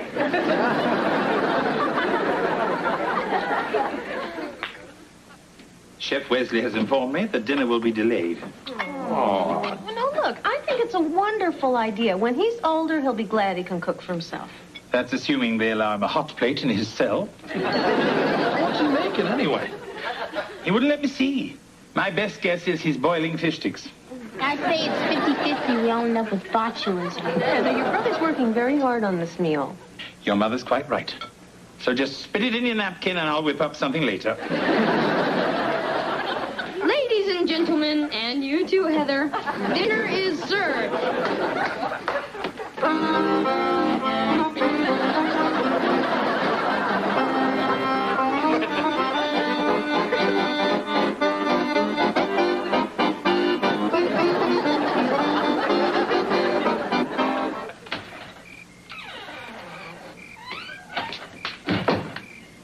You okay, big guy? You left before dessert. What was it? Oh, he called it something French. But it had all kinds of chocolate, strawberry sauce, lots of fluffy whipped cream. It was pretty good. Yes, well, I wasn't hungry. Oh, is that why there's 4 empty boxes of ho-hos on the ground? It grieves me to say this, but I think I'm jealous of Wesley. Why? It's my own fault. I've grown complacent. Hey, you're big boned. You can get away with it. George, I mean I've grown lazy in the kitchen. Big guy, you're just in a slump. You got to get a bigger lead off first. George. And keep your cleats up when you go into your slide. George, And try to keep the dirt out of your mouth when you dive for home. George, I don't know when I've been so moved. Okay, pal. Just remember, don't let yourself get psyched out before you step up to the plate. The dinner plate, I mean. You're right, George. That's exactly what I've been doing. I've let that pint-sized Wolfgang Puck scare me out of my own kitchen. Hey, where are you going? To hit a home run. Over there. Young Owens, Yeah? this kitchen isn't big enough for the both of us. It isn't big enough for the both of you. I demand satisfaction. Huh? I challenge you to a cook-off.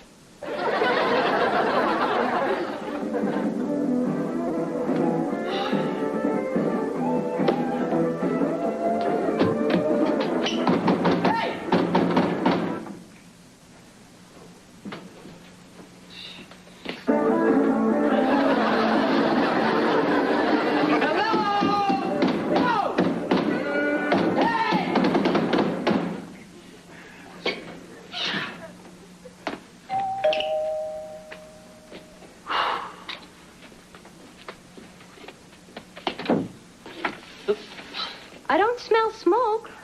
Excuse me? You were banging on my wall, pal. This place better be on fire. Hey, your music's too loud. It's heavy metal. It's supposed to be. Come on, Casey, will you cut me some slack? I've got 2 tests tomorrow.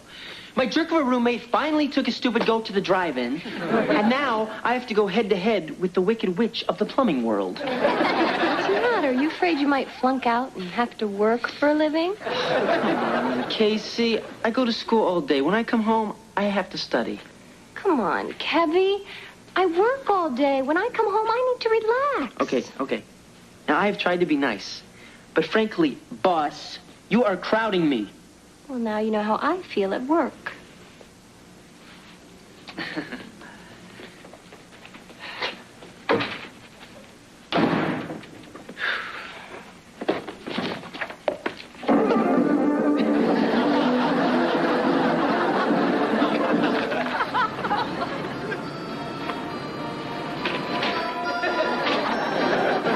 Owen, I want to talk to you. I'm standing right here. Was this your stupid idea? Uh-huh. Why didn't you run it by me first? Well, there wasn't time. Thanks. Owens, I don't mind telling you, I thought this was pretty crazy when you came up with it. But by golly, it's beautiful. It's sort of like the ice capades. Mr. Palmer, we're not really going to keep doing this, are we? Are you kidding? The orders keep flying out of here. Owens, I'm going to get you for this.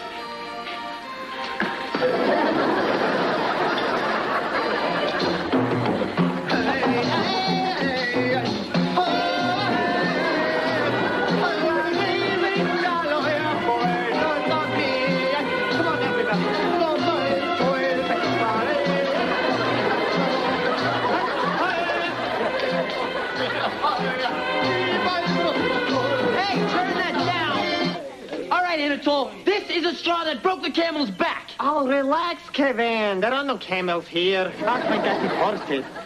Listen, I want you, your friends, and their barnyard buddies out of here. Listen up, Rumi. We're having a party. I don't give a Hungarian zitherpick what you're having. You're gone. No. What did you say? I said no. You're going to have to make me, homeboy. No problem. Ouch.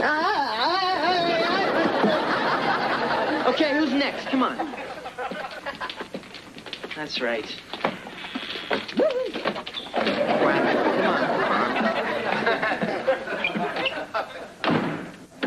You are stinking American pigskin. I'll go along with that stinking part. What happened to you? Oh, well, thanks to your little roller skating scheme, I fell and broke my ankle. Look, I'm sorry. Not as sorry as I am. I'm going to be out of work for 8 weeks. How am I supposed to pay my rent on workman's comp? Well, how should I know? Well, maybe you should have thought of that before you started playing roller derby. Here, why don't you sit down and yell at me? Fine. Just don't touch me, okay? Hey, look, I'm just trying to help. Oh, I think you've done enough already, college boy. No, what is it with you, Casey? All right, maybe I messed up your foot, but you have been on my case with all this college stuff since day one. Well, how would you feel if every time you were up for a promotion, some college punk strolled in and took it away from you? Oh, so that's what this is all about. You think I want your job? I don't want your crummy job. Well, excuse me, Mr. Rosy Future, but that crummy job is all I've got. All I'm ever gonna get. Well, look, it's just maybe you should quit blaming college for all your problems and try going there yourself. Forget it. That's stupid. I can't afford college. I can't even afford to pay my rent. Yeah. Well, why don't you move in here? What? Well, look, I mean, you need a place to stay, and I need a roommate. Besides, boss, I owe you one. I'd like to tell you to take a flying leap. But frankly, I've got nothing better. Okay, we'll give it a shot. Okay, but no funny stuff. Yeah, I wouldn't dream of it. And no playing the stereo when I'm trying to study. I wouldn't dream of it. Oh, and no overnight guests. And no overnight goats.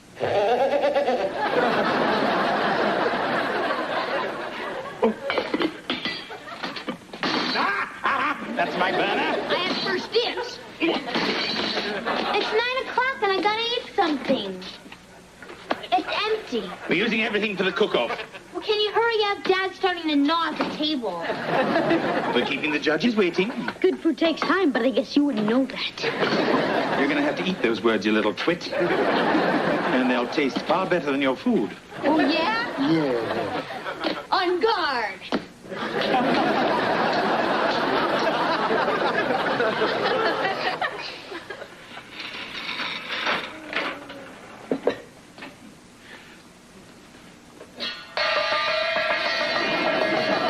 Dinner is served. May the best chef win. Don't worry, Wesley, I will. Hey, where'd everyone go? Oh. Hi, guys. Boy, am I stuffed. You guys already ate? Already? It's after 11. You guys can cook till dawn. We went out for some chili dogs. But what about all this food? Oh, don't worry. We'll just pop it in the microwave and have it tomorrow. Pop it in the microwave. What a fanciful notion. Anybody even know where the bicarbonate is? I'll race you. Oh. Now we'll never know who's best. Actually, we wouldn't have anyway. I sabotaged your stroganoff. Well, to be truthful, I put the fish heads back in your bouillabaisse. Wesley, you didn't do anything to the turkey, did you? Uh-uh. Did you mess with my prime rib? Never laid a glove on it. Bet I can eat more than you.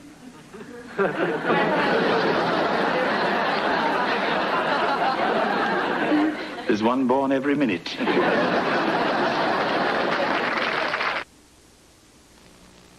Mr. Belvedere will continue in a moment.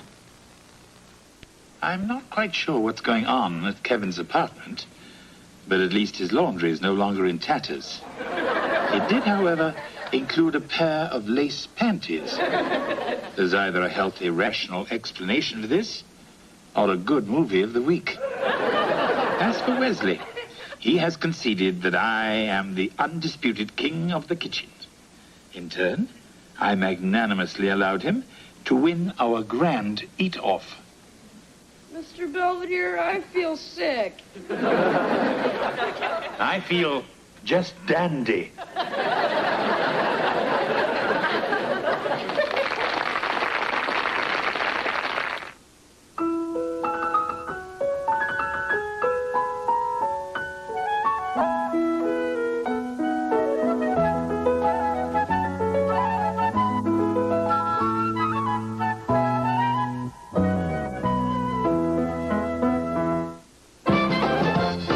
I'm Ted Koppel. Later on Nightline, hints that murder with a homosexual backdrop was behind the USS Iowa tragedy. But apparently none of that happened. How did the story surface? Monday, when a field trip becomes a matter of life and death, it's MacGyver's greatest challenge.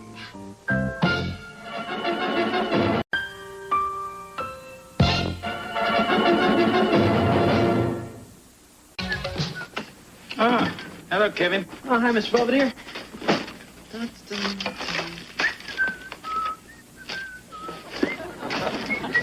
Someone having a sale of used food? Oh, no, this stuff's from my apartment. They're fumigating it for roaches and everything had to go, including me. Well, at least you didn't bring your dirty laundry. It's in the car. Fine. Just toss in a box of Tide and push it in the river. Yeah, come on in, Carl. Hi, Kevin. Can I borrow your history notes? Oh, I just came back from a date. With who? The Temptations? I had high tea with Esther Blodgett. Who? She's a 68-year-old widow with bursitis. Carl, what are you talking about? It's my new part-time job. I provide companionship for lonely women. Oh, yeah? That's really nice. Yeah, and it pays a bundle. Huh? I'm a professional escort. Hey, you sure this is legal? Yeah, and the agency's always on the lookout for clean-cut, suave-looking guys like me. Oh, yeah? Yeah. So, if you see any, give me a call. Is there something interesting on the news? No, we're looking for Dad. But he's gone to Russia. We're watching a protest march in Moscow. Now we know he's arrived. I think it's really neat. I mean, my father's a sportscaster in this cultural exchange program. Yeah, but I don't get it. I mean, Pittsburgh sent them dad, and all we got was a dancing bear. Sounds like a fair trade to me.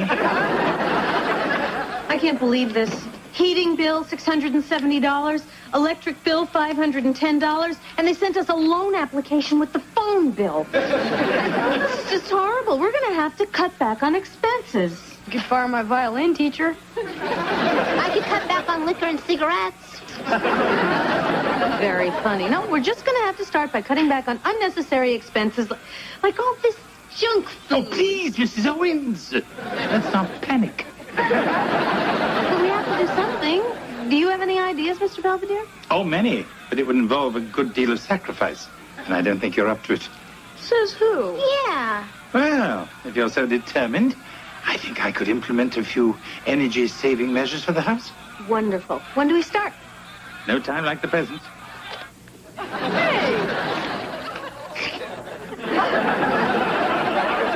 Can't we turn up the heat? I tried, but there's a padlock on the thermostat. Nice touch, don't you think? Oh, there's no hot water. Of course there is. You just have to pay for it with a ration coupon. Huh? We used them in England during the war. We were allotted so much clothing, so much food, so much gas. Guess you had plenty of both. So you're really going to stick us with those things? Indeed. And if you spend them wisely, you'll be able to have all the conveniences that you need. Like hot water, hair dryers, and reruns of Gilligan's Island. Hey, that's right. It's on now.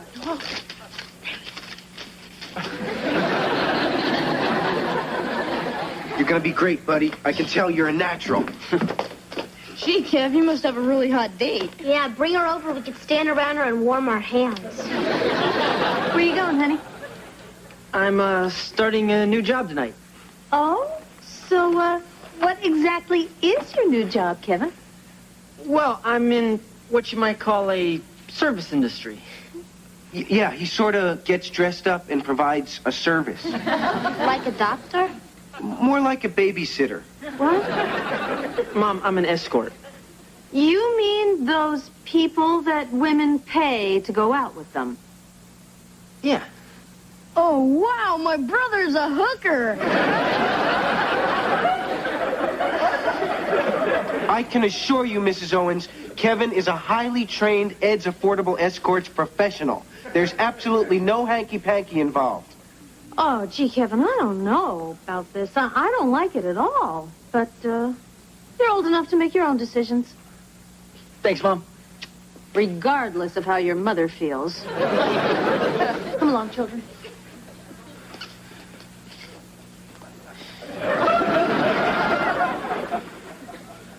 I can't do this. Oh, yes, you can. Come on, Kevin. All you have to do is take out a nice, sweet old lady. What's the big deal?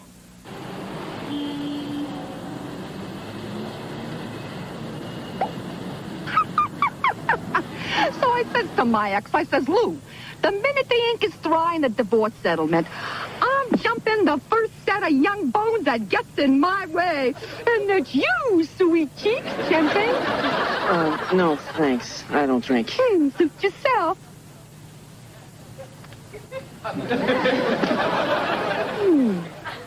Excuse me, can you drop me off at the next corner? I live there. At the sewage treatment plant. I'm a student. The rent's cheap. Okay, I'll drop you.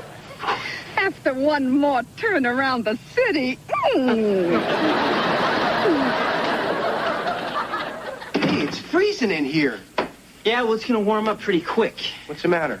I thought you said I'd get a sweet old lady. Didn't you? Hardly. I got this crazy sex bot who cornered me in a limo and wouldn't take her hands off me. I'm shocked. What's your number? Carl, this isn't funny. I've got a Corinthian leather rash you wouldn't believe. I've had it. Kevin, I'm disappointed in you. One bad experience and you quit? I thought you were a professional. Huh? How do you ever expect to get anywhere in life? When the going gets tough, the tough get going.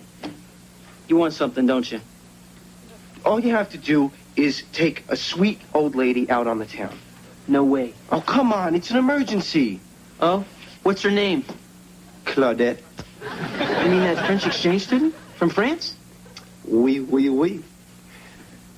Forget it. Oh, I could introduce you to her American cousin, Fifi Lipschitz.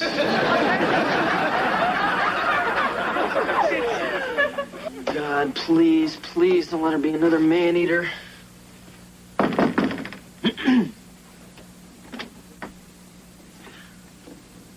Thank you. Hi, Kevin, I'm your date. Oh, I'm Florence. Is something the matter? But I was expecting someone a little bit older. Oh. Well, these are for you. Oh, well, thank you. So, where are we off to this evening? Well, that depends. Have you ever heard of Tex Beneke? Oh, yeah, I know him. Shortstop for the Red Sox, right? Oh, okay. Can you do the jitterbug? No, but I have a nervous tick. Oh, dear.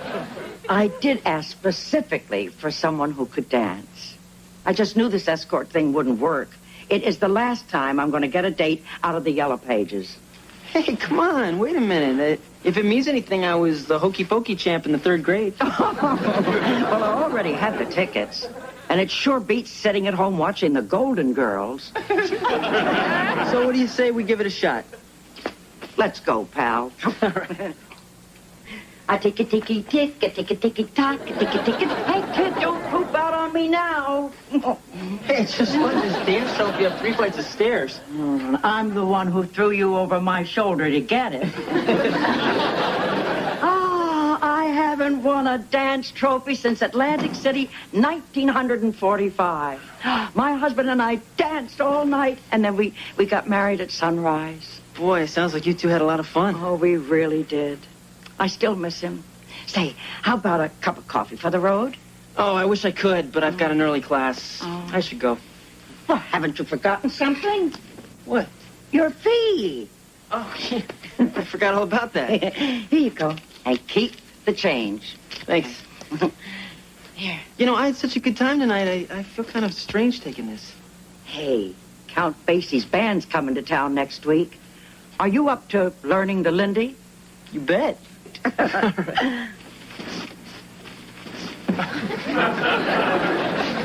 Belvedere, what happened to the telephone? Right here. A payphone? How am I supposed to call Angela? Try collect. Forget it, I'll just drive to her house. Oh, Heather. You've used up all your gas coupons. Get it?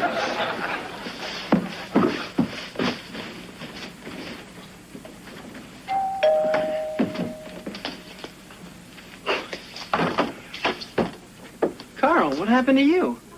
The sweet old lady I went out with last night wasn't sweet, wasn't old, and at about 10 o'clock I found out he wasn't a lady. Gee, Carl, that's too bad. And what's going on with you, pal? I was just down at the agency, and they told me you turned down your last 3 jobs. So? So I might have to refund my finder's fee. Well, I've been busy. With what? With Florence. We've been seeing a lot of each other. Oh, I get it. She's been paying you under the table. Good scam, Kev. Oh, Carl, I'm not charging her. What? Well, I'm seeing her because I like her. That's sick. Hey, come on. She's a sweet old lady. She's probably living off Social Security. What do you want me to do, squeeze every last dime out of her? I would. Whoa, you are a maniac behind the wheel. I mean, you sent those 2 sailors flying. You put me in a bumper car and I lose all control. Would you like a drink? Yeah, I'll just have whatever you're having. All right, 1 prune juice coming up. Oh. Thanks. Say, how did you make out on your ancient history exam? Yeah, I got a C-. Oh, you should have called me. I probably was there. Flo, you have a really great sense of humor. You do, too, to put up with me. Oh, what are you talking about? You're a lot more fun to go out with than most of the girls I usually date. We really do get along, don't we? Yeah, sure. I think so. Me, too. So as I say, what the hey? Let's do it. You mean the two of us here? Right now? No, we could wait a couple of weeks. We could make it a big event. I could invite all your friends and relatives. You mean to watch? Well, certainly. I could rent some chairs and get Beverly, my neighbor, to sing. Florence, what are we talking about? Our wedding. Our what? You're proposing to me? Sure, why not? Well, I don't know. I mean, this is all so sudden. I mean, I'm still in college. People in college get married. I don't even have a job. Neither do I. That gives us more time together. No, Florence, I really... Oh, look, if it's the money you're worried about, I have more than enough for the two of us. Florence, I refuse to live off your Social Security. Who's talking about Social Security? I have $7 million in the bank.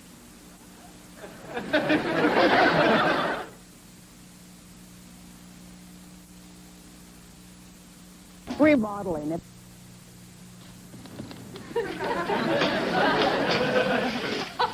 Why are you all out here? It's freezing. It's warmer out here than it is in there. This stuff sure doesn't throw much heat. What are you burning, anyway? Your immigration papers. I'd give anything for a hot meal. You could have had one if you hadn't blown all your ration coupons on your Lady Norelco. Hey, let's go down to the railroad tracks. I hear it's stew night. What are we waiting for? Well, no sense in wasting a good fire.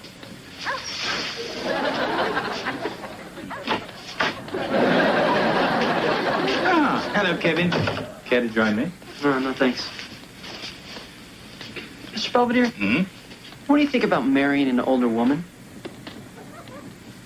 If the Queen Mother asked me, I might consider it. It's talking about me. I was afraid of that. See, I met this really nice lady, Florence. We've been getting along great, and she asked me to marry her. How old is this very nice lady? 65. Kevin, why would you even consider marrying a 65-year-old woman? Because she loves me. And she has $7 million that she wants to leave all to me. Will you be needing a housekeeper? This is serious, Mr. Belvedere. Well, Kevin, answer me one question. If Florence didn't have all that money, would you still want to marry her? Good night, Kevin.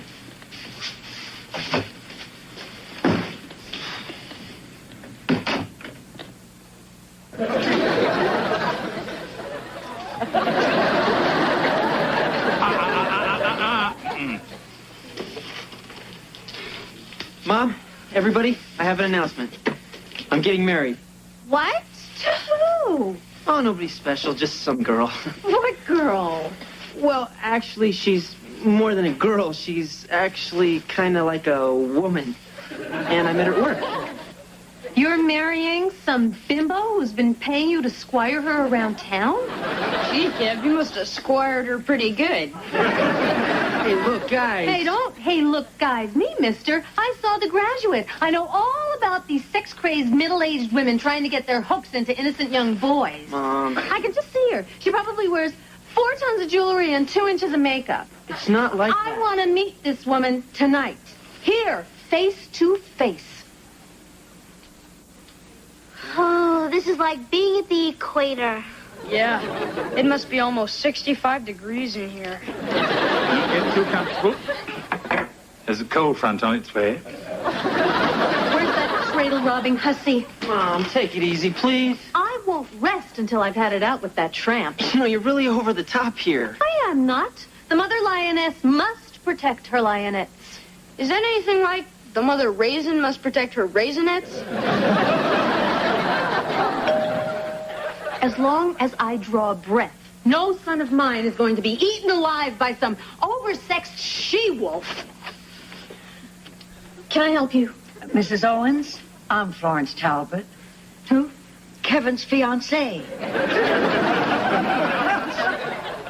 Kevin, can we have a word?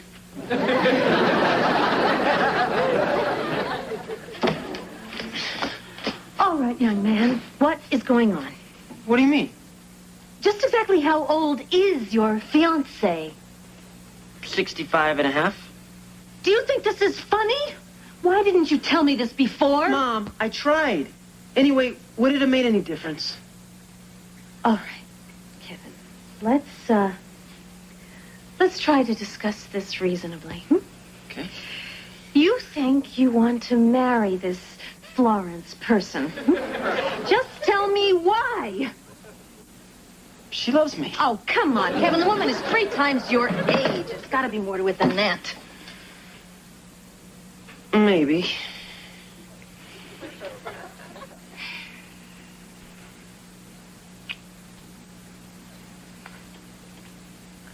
So, how about that new super polygrip?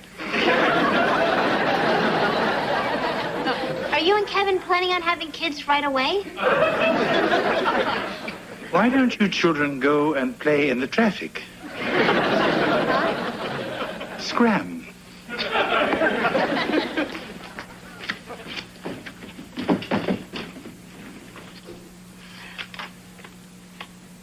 What do you think they're talking about in there? Oh, baseball, the weather, the total implausibility of a marriage between a 20-year-old boy and a woman who's old enough to know better. You don't mince words, do you? Not where Kevin is concerned. You know, it occurs to me that I really didn't think this thing through. Well, if it's any consolation to you, I don't think Kevin did either. Look, Kevin, I'm sure that Florence is a very nice person, but she's nearly 70 years old. You've got your whole life in front of you. What about your future? What future? I mean, let's face it, Mom. I'm an ordinary guy. I studied my butt off at school, and I still have a C average. So? So the woman is worth $7 million. I mean, what am I ever going to do in life that's going to top that?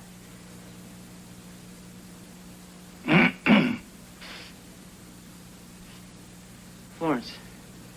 I think I've created enough trouble tonight. I'd better be going. Oh, no, actually, we were just leaving.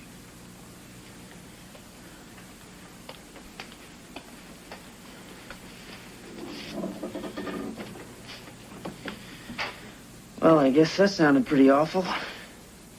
Oh, that's all right. I've always admired your honesty. You're not much of a dancer, but you are honest. Thing is, I really do like you. I don't know what happened. You know, I remember something my husband said years ago, just before he died. He said, Flo, you're going to be a rich lady. And after I'm gone, I want you to go out and buy yourself something nice. I guess that's what I tried to do. Thanks. Well, listen, we can still see each other sometime.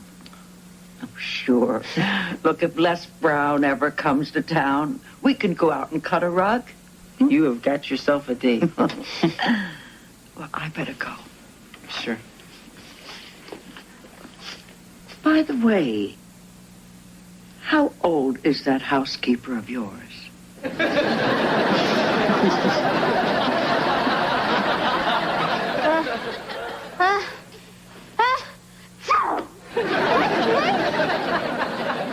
It's here, everybody. The heating bill's finally here. Oh, great. Let's see if all this misery is paid off.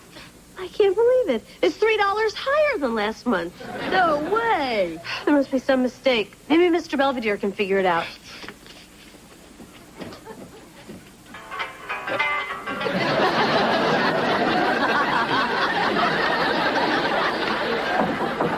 Mr. Belvedere! Mr. Belvedere, open up! Mr. Belvedere! You cheater! Hello. My time. What was all that junk you told us about suffering through World War II? I did. Once. I'd be crazy to do it again. I'm sure you can see the humor in all this. Besides, Think how all this privation has brought you together. Perhaps I better go and see if George needs a little company at Red Square. Dusk for dawning.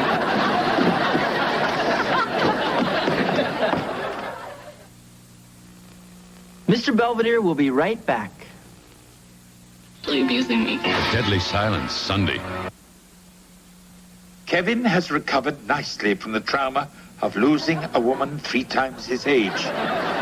He has returned gratefully to the trauma of losing girls his own age. As for the rest of the Owens, while they may have warmed up physically, they are still freezing me out over my little practical joke. But there is an upside to the big chill. I don't have to go downstairs to get an Eskimo pie.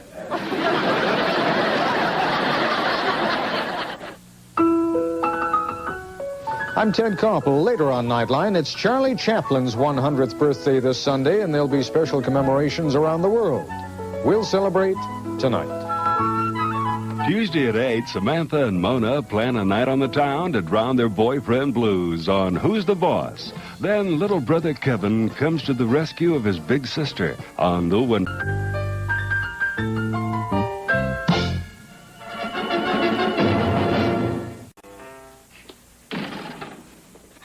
Quick, Wes, beat it. Dad's on his annual spring cleaning tear. So what? What's your problem? Women. See, there's this blonde, Melanie Goodman, and she's always staring at me in history. So I sent her a note on a paper plane, but I hit her on the head.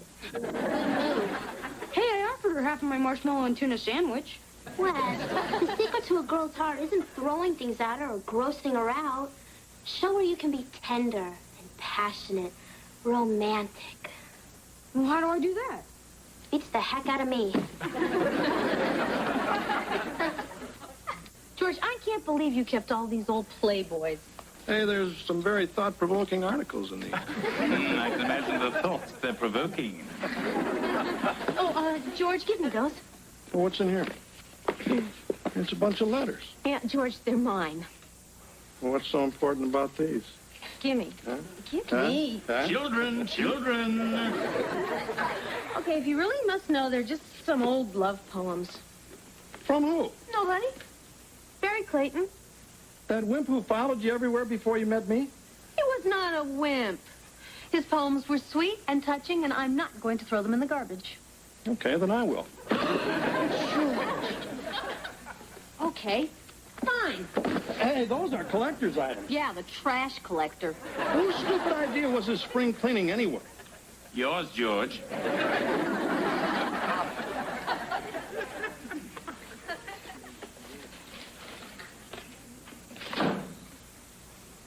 Hey, Mom, what you got there?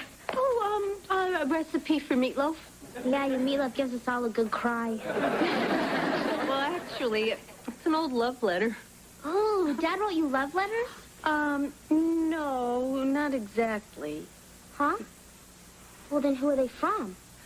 Oh, Mom, you're not having an affair, are you? Relax. They're from a boy who used to have a crush on me, but he was too shy to tell me, so he used to write me these sweet little love poems. Oh. Listen. To my muse of loveliness, for whom I'll ever pine, although our lips may never press, our souls will intertwine. Oh, Mom, that's so beautiful. Yeah. And it was all for unrequited love? I'm afraid so. Well, how come? 'Cause I met your father. Sad. Hey, I'm sorry about the wieners in the hot roller machine. I didn't know you'd take it so hard. Yes, she's crying over some old love poems. You mean a bunch of mushy stuff really does that to Mom? Yeah, Mom and every other woman in the world.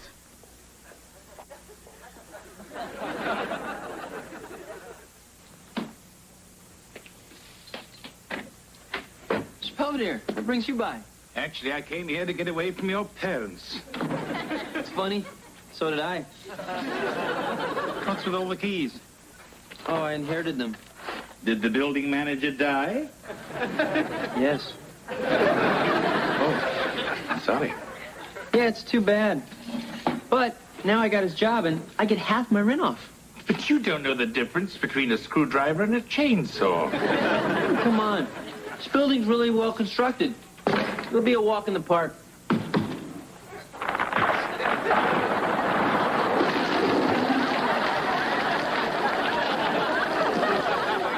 George! I thought I threw these things out. These are my private letters. Well, why are you suddenly so big on privacy? Me? Why haven't you ever shown me your lodge salute or your secret fraternity yodel? If he ever does, please don't share them with me. You still have a thing for this guy? No. It's just that these are the only things I ever received that are even remotely romantic. Yeah, I'm always getting you romantic stuff. What about your birthday? I got you the Popeil Pocket Fisherman. Be still my heart. Okay, I'll go right out and buy you a dozen roses. Will that make you happy? No, not if I have to ask for them. I love roses. Hey, Mom, how do I look? Just like a man. Hey, Wes, what are y'all dressed up for? Nothing special. Just going to the library with Melanie.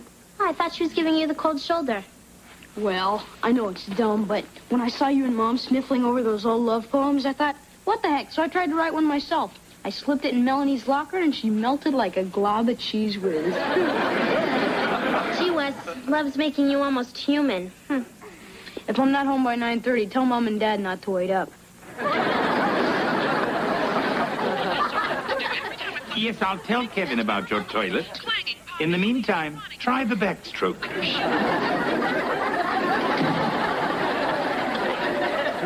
What happened to you? Never clean a light socket with a nail file. Don't you think you're in a wee bit over your head? I don't get it. I mean, this used to be a great building. But when Mr. Thomas died, the building died with him. I can't deal with this. Maybe I should move back home. Now, let's not be hasty. Perhaps I can help you.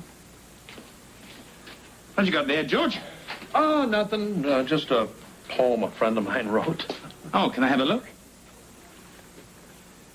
How do I love thee? Let me see.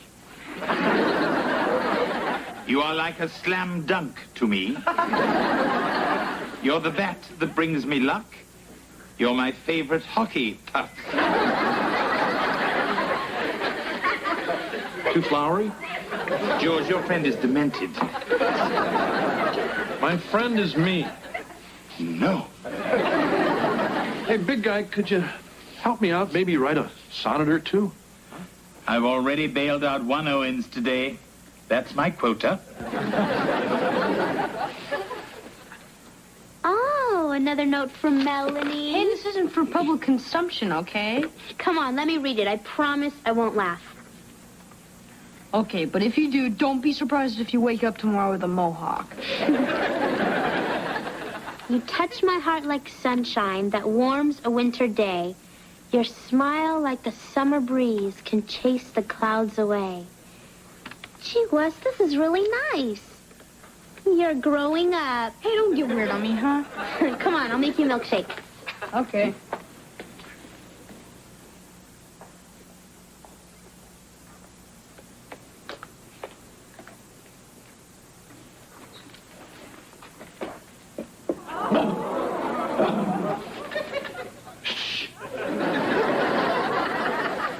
George, did you leave this by my briefcase? Yeah. You touch my heart like sunshine that warms a winter day. Your smile, like a summer breeze, can chase the clouds away. Well, honey, this is charming. I didn't know you could be so eloquent. Well, it's, well, I mean, you know. Oh, George. Whoa. Okay, Wes. Do you know what your father just gave me? A hickey? Wes, why don't you get to school? Okay. Have fun. Hey, Marsh, do me a favor. don't mention any of this stuff to Wes. I don't want him to know his old man's a sentimental slob. It'll be our secret. Okay.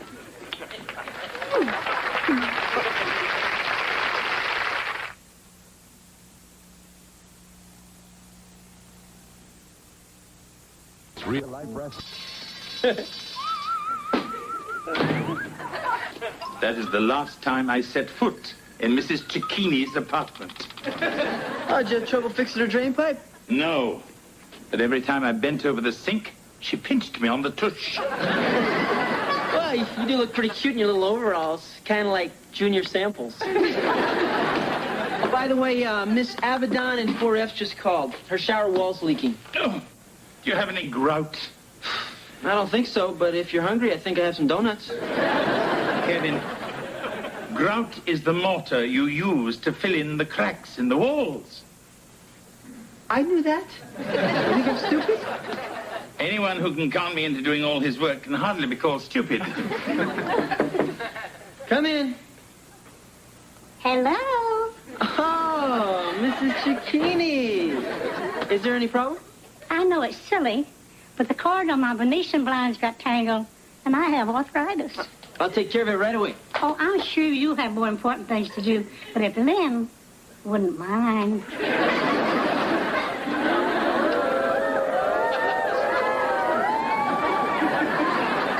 Well, I think Melanie's gonna like this one. But I need an unbiased opinion.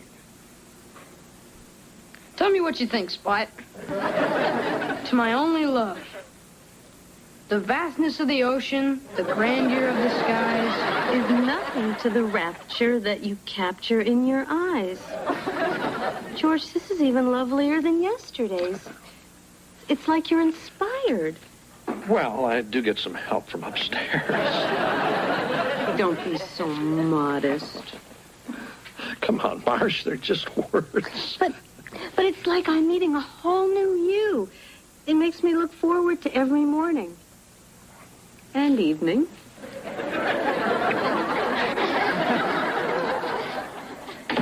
Good evening, Kevin. Oh, hi, Miss Belvedere. Aren't you a little dressed up to fix Miss Gordon's toilet? I'm off to a concert. These are for you. They are called tools. Hey, are you still mad because I had you fix the antenna on the roof? There was an electrical storm. So I lent you my umbrella. Yes, the one with the metal tip. I'm a housekeeper, not a lightning rod. And I'm sick of you taking advantage of my good nature. All right, look, I'm sorry. You're right, and I've been really, really selfish. I just want to thank you for helping me out. And I hope you'll accept my apology. Yes, of course I do, and I'm sorry I snapped. It's just I have a date tonight with this cheerleader, and the heater just broke. All part of life's festive cavalcade. Okay, fine. I just hate to think of all those poor, little old ladies who'll freeze to death if I can't fix the heater myself. All right, Kevin. But this is the last thing I do for you on the planet Earth. And I once had the run of Buckingham Palace. Well, now, what seems to be the trouble? Nice tone. Ah, perhaps it's that loose bolt over there.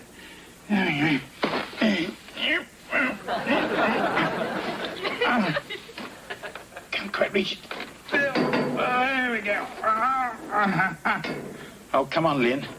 Pretend that it's Kevin's nose. That's it.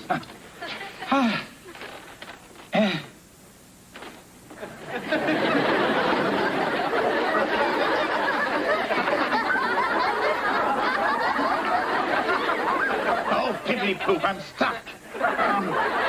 Kevin. Oh, Kevin.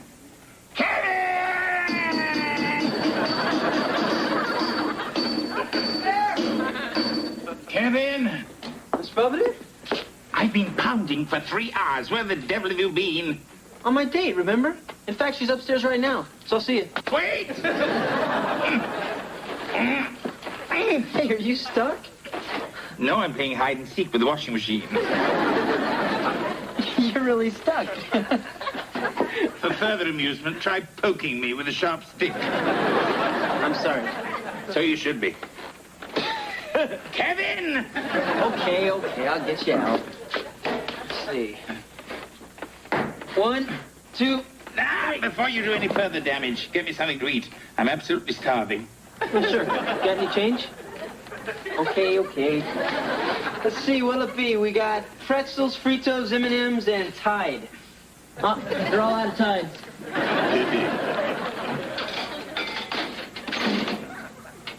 Hey. Nothing came out. I hate that. Wait a minute, I see something. Got it. Uh-oh. What's the matter? I can't get my arm out. Do you mean to say you're stuck too? There is a God. Hey, Wes, do you know where Mr. Belvedere is? No, and I don't care. What's wrong? I saw Melanie making out with Moose Magruder in assembly. During the Pledge of Allegiance, no less. Oh, gee, Wes, I'm sorry. I can't believe it. Not only is she a tramp, she's a communist. What are you writing? My farewell poem. If she's gonna cheat on me, I'm gonna kiss her off real good. George, didn't you forget something this morning? Oh, yeah, you're home. I must have left it upstairs.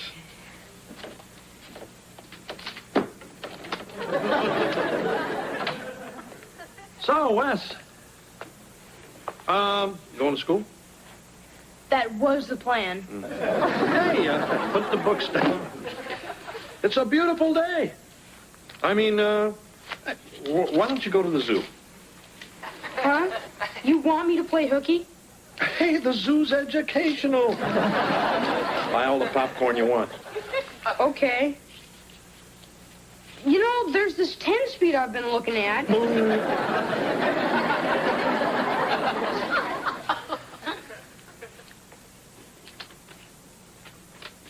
George, I have to go. Shoot. To my only love.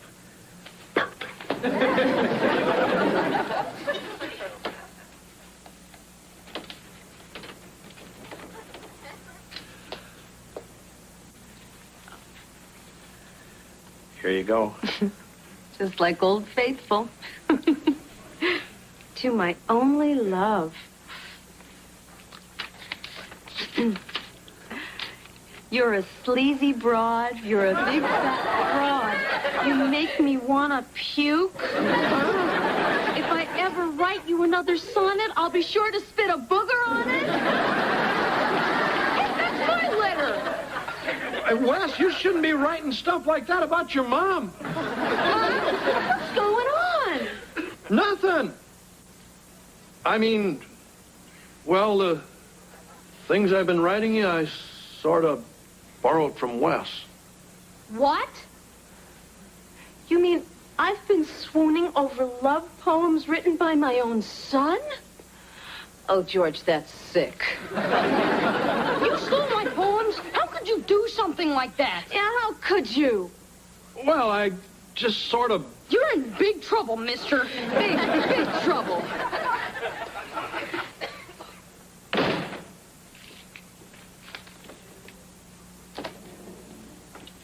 Oh, hi, pal. Yeah, Still not talking to your old pop, huh? I don't know. I guess you think I'm a real jerk. Well, on one hand, you invaded my privacy, took advantage of me, and lied to cover it up. On the other hand, sounds like something I would do. Like son, like father, huh? Yeah. Except you got caught. What I don't get is why you wrote the nasty letter. I thought you were in love. Melanie cheated on me. Oh, tough break. But that's what really bugs me. That you were able to score with my poems, but I struck out. Go figure. What is it with you? I don't know. They make us act crazy. But when you find one that's really worth loving, like your mom, Well, you learn to play along. You even learn to like it. Someday you'll know what I mean. Yeah, I guess so. Hey, look, pal, I'm sorry for what I did.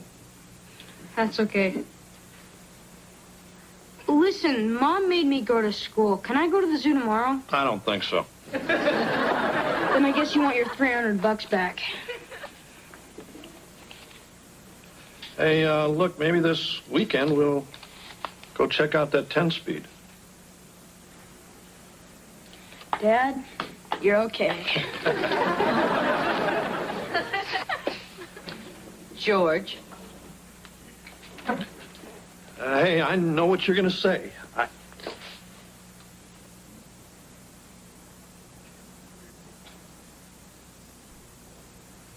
I thought you were mad.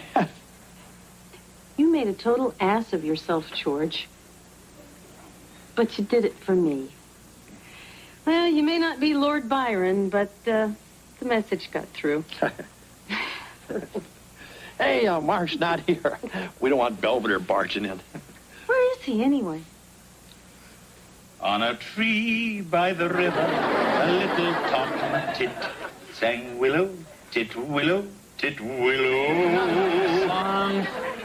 During the Blitz, we used to get through the air raids by singing Gilbert and Sullivan. I'd rather be blown to bits than listen to that. Don't get snippy with me. Oh, excuse me. I'm stuck here in a vending machine while this gorgeous babe is stranded in my apartment. Oh, I wouldn't worry. I'm sure she'll find her way back to Bimbo Land. Now who's getting snippy? Well, if you hadn't been such a clod, we wouldn't be here in the first place. Oh, well, if you didn't spend 6 hours in the donut shop every day, we might not be here either. I will not stand here and be insulted by such a twit. Well, you don't have much of a choice, do you? Oh, showing your true colors now, you overgrown brat. All the time I cared Wesley, but no, you lurked like a time bomb, ready to blow up in my face. I have never I don't want to hear it. Ah, then hear this. My objects all sublime, my self-esteem in time. Oh, this is a hard suck on. Hey, no, you're not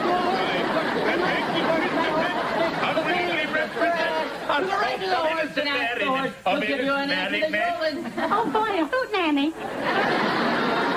Gee, thank God. Call the fire department. We're stuck. Really? Oh, dear.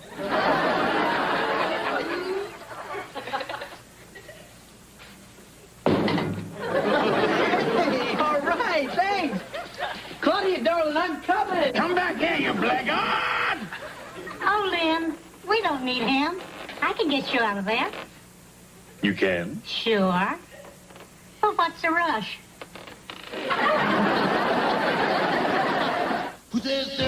Anyway, Mrs. Cicchini was able to get me free. But not until she forced me to eat her oysters oregano, while she played Misty on a kazoo. Meanwhile, the love letter scandal has resolved itself, and serenity has descended on the Owens household. To paraphrase the poet, love works in mysterious ways.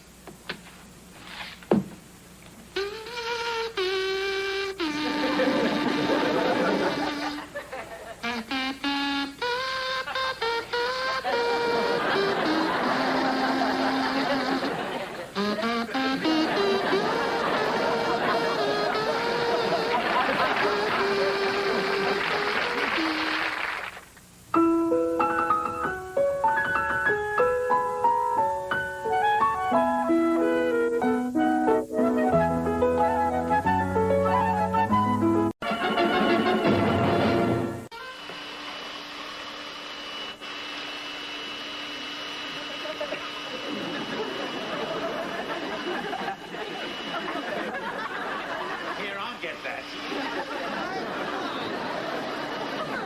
It'll be really fun. Oh, I don't know, Ange. It just seems really weird going to a drive-in without a guy. I mean, we'll actually have to watch the movie. Oh, it's a great double feature. Gandhi and Attack of the Killer Tomatoes. I heard one of them even won an Oscar. Okay, I'll go. Great. See you after dinner. All right. Bye, Mr. Boomerang. Hey, Slick. Wow, Wes, you're really dressed to kill. Oh, please don't give him ideas. Relax. I'm just going bowling. Oh, yeah? Is Denise going to be there? Hey, how'd you know about her? Wes, every morning for the past week, you've spelled her name in your alphabet. Somebody's got a girlfriend. Somebody's got a girlfriend. Somebody's got Oh, a Lord. girlfriend. Please don't let him breed. Hey, give me a break, will you? It's my first real date. Sort of. Hey, Wes, want a little tip from the master? When you're bowling, if she happens to get a strike and she jumps up in the air, Yeah? don't say, I see London, I see France, I see Denise's underpants. I'll keep that in mind. I better get going. All right, knock him dead, Wes. Hey. Wait a minute. You're not going anywhere, young man. We just got a call from Grandma Huffnagel. How could you do it, Wes? Taking pictures of that sweet old lady buck naked in a therapy pool. They're for a report on growing old in America. Forget it, pal. You're grounded. Oh, no, Dad. Any night but tonight. Well, maybe next time you'll think before you pull a stunt like this. Boy, I can't believe I got in trouble just for taking this.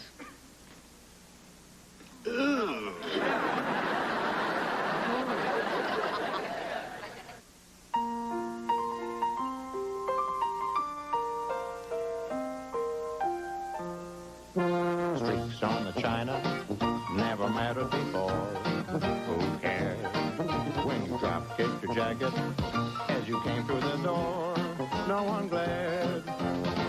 According to our new rivals, life is more than mere survival, and we just might live a good life yet.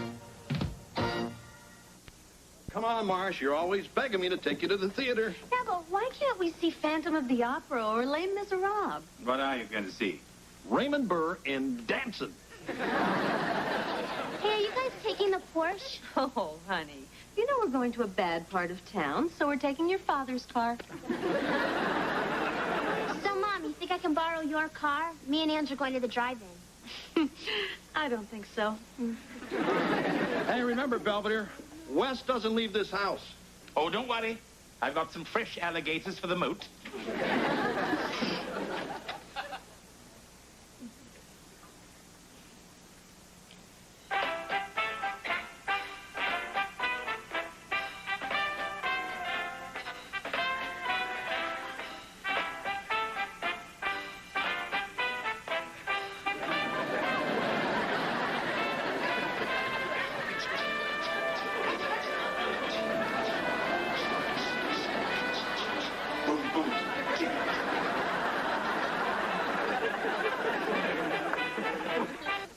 I thought you'd been sent to your room.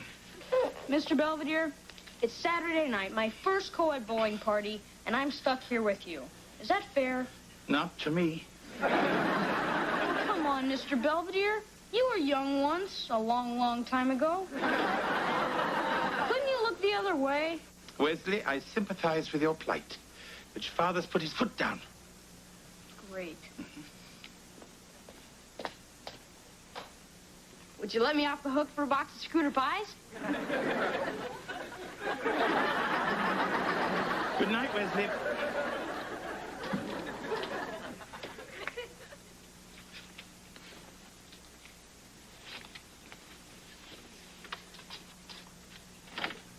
I'm forever blowing bubbles, pretty bubbles in the air. Pucker up, Denise. There's only a pane of glass between you and the man you love.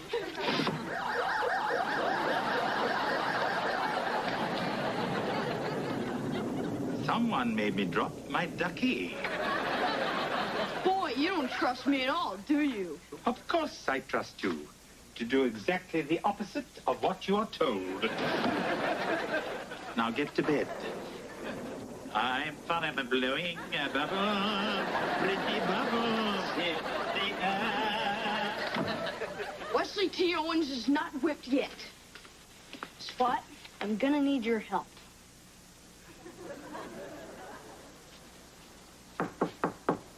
Wesley, I brought you a little surprise. Wesley, wouldn't you like some hot cocoa? Thanks, Mr. Belvedere. I'm really tired, so I'm in bed already.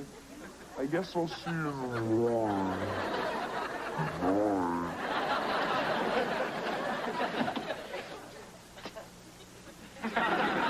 my little flea bag. Looks like Wesley didn't teach you to change the battery. The scoundrel hot-wiring my alarm system. I'll bring him back and turn him into soup. Keys. I shall have to take the silly Porsche. I haven't driven one of those since that wild night in London with Joan Collins. Now, which side of the road is it? The left-hand side or the right? Maybe I should call Joan. Come on, honey. It wasn't that bad. I wanted to see Raymond Burr dance, not his understudy. Oh, no. I thought Rod Steiger was really good. Well, let's go to bed. Oh, I'll be right up. I just want to go say goodnight to Wolfgang. Who? My Porsche. Hi, Dad. How was the play? Okay. How's it driving? Oh, it got rained out, so we went to a bar and picked up sailors. What? Dad, I'm kidding. We hung out at Angela's. She did it! She actually took the Porsche! Hi, Mom. Not now. I can't believe that girl. She knows how I love that car. I told her not to take it, but she did. And in the pouring rain, I tell you, when I get my hands on your daughter, I'm good. Heather, you didn't take my Porsche? No. Well, if you didn't, who did?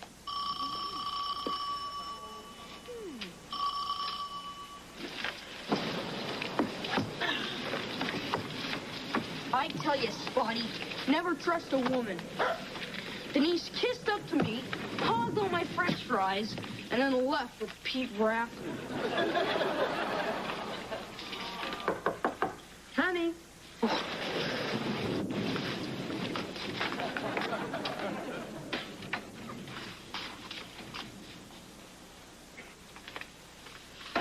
Wes. Champ? Oh, hey, Dad. What time is it? Better get up. We have to go to the hospital. Mr. Belvedere's been in a car accident.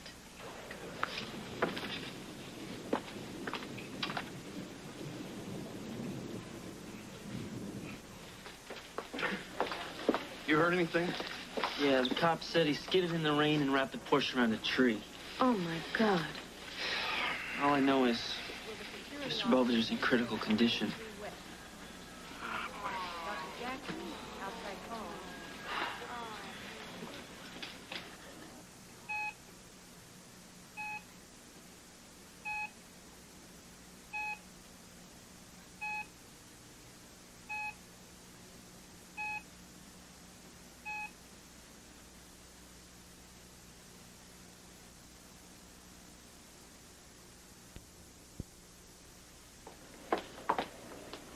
Are you the Owens family? How is he okay?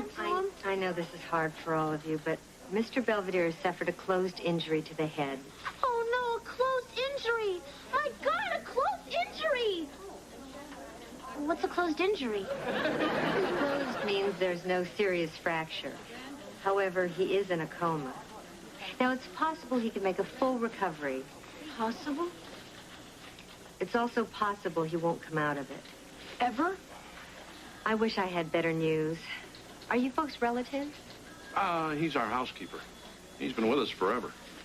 Well, not forever. It just seems like forever. I mean, Doctor, can we see him now? Yes, but just for a minute. Thank you. well, I guess we should go on in. Come on, Wes. I'm not going. I don't want to see him like that. It's okay, honey. We understand.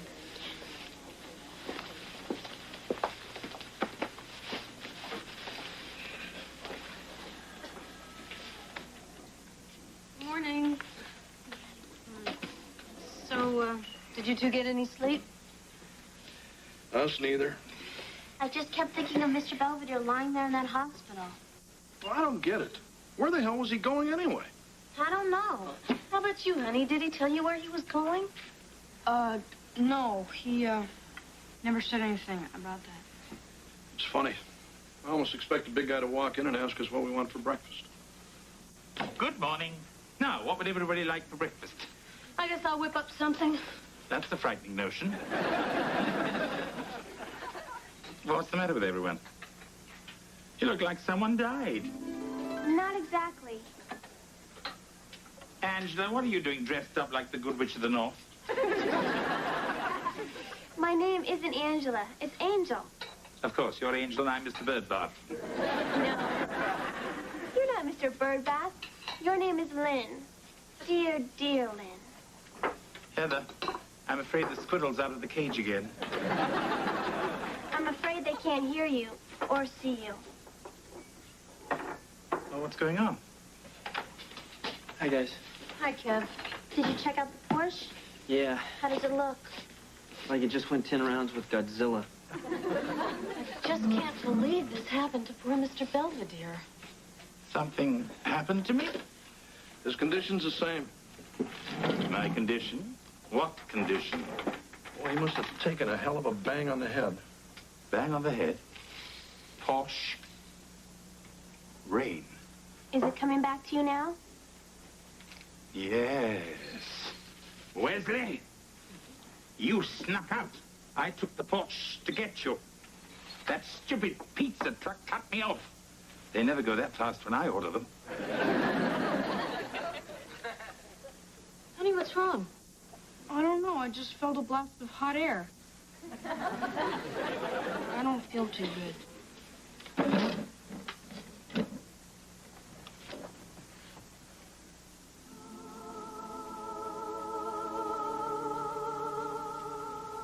Where am I?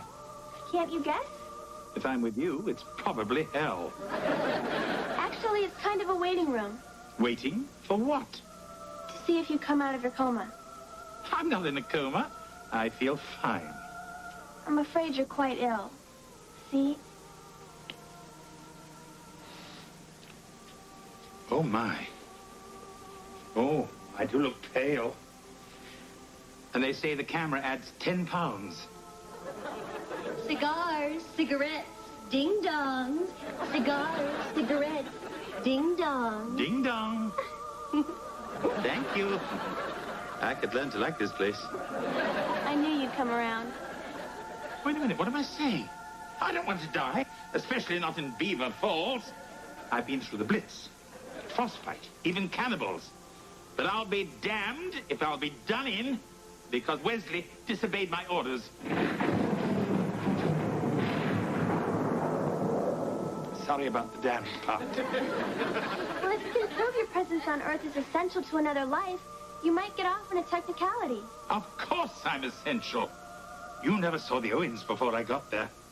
And I can't imagine what they'd be like if I were gone. Maybe I can.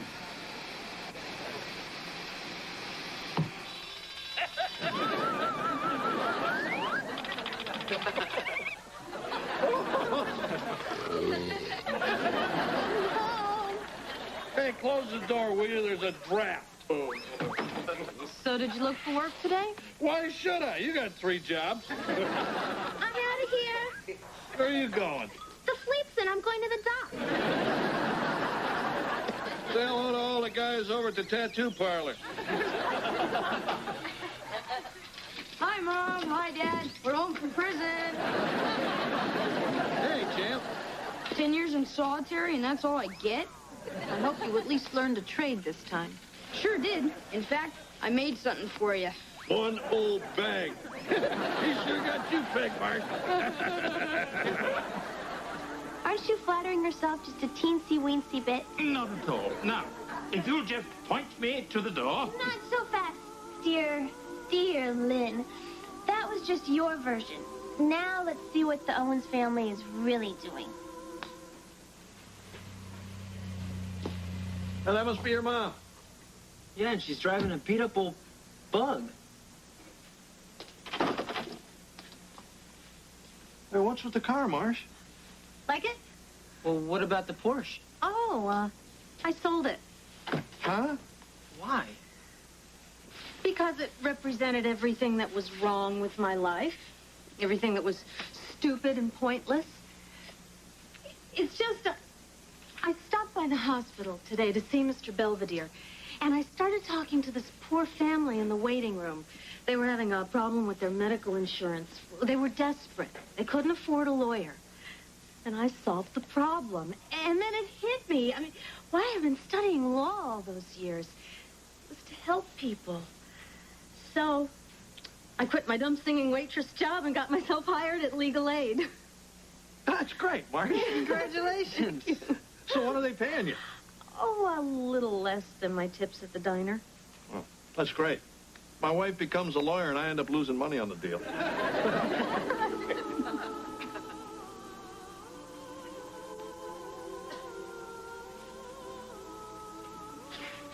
They don't even miss me. Of course they do. They're simply getting on with their own lives while waiting for a decision on yours. Am I still lying in that dreary hospital? There you are. Snuggy as a buggy in a ruggy. Oh, look. There's the get well card. Get well, we can't make it without you. There, you see. My presence is essential. It's signed Donut World. Oh, piddly poop.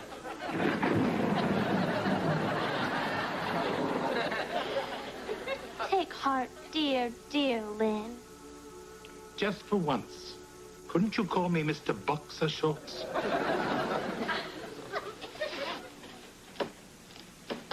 Hey, Westman. Are you coming with us to see Mr. Belvedere? No, I've got homework. Don't you think he would like it if you were there with him? I don't know. Look, pal. I know this may be hard on you, but there might be something you want to say to Mr. Belvedere. Just in case. Just in case what? Well, I mean, there's a chance he might not make it. I don't want to hear this.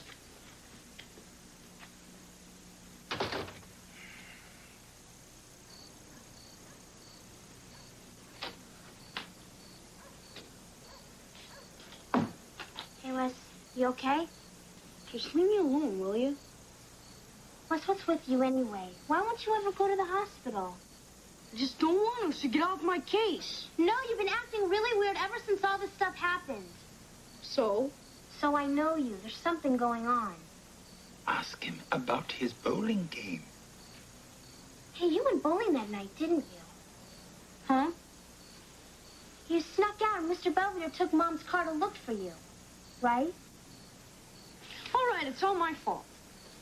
Because of me, Mr. Belvedere wrapped the car around a tree, and now he's laying in the hospital in a coma. Well, don't you think you should tell Mom and Dad? Why? It's not going to help Mr. Belvedere. Wesley, it's up to you to do the decent thing. You would look awfully good on my record up there. You're not a little kid anymore, Wes. It's about time you start taking responsibility for all the rotten stuff you do. Forget it. Just leave me alone. Apparently, I didn't change him that much after all.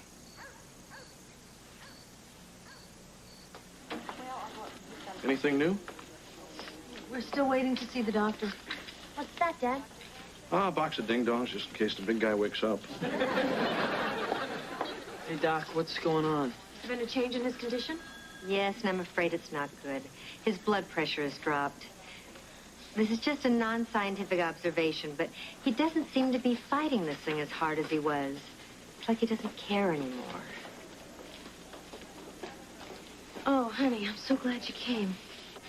Don't be too sure. What do you mean, pal? I know where Mr. Belvedere was going when he had his accident. Where? To the bowling alley. To get me. I snuck out. You what? I'm sorry, everybody, and I know you all hate me, but I have to see Mr. Belvedere alone before you do whatever you're gonna do to me.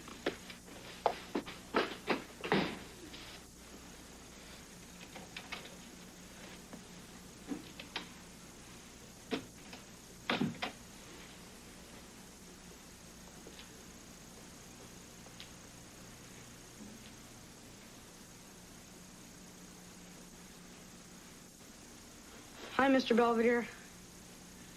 Boy, I really screwed up this time. Usually I'd come to you and you'd call me an obnoxious twit and we'd both feel better. But not now.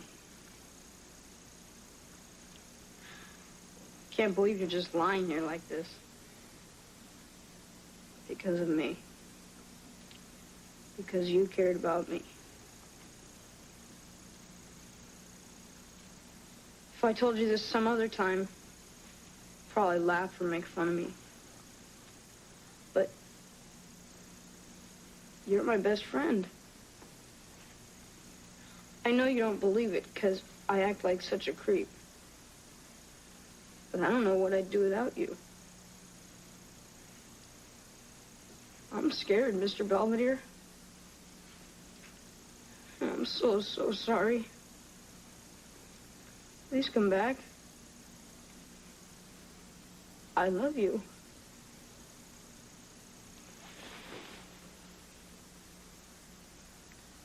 Wesley, you're standing on my tube.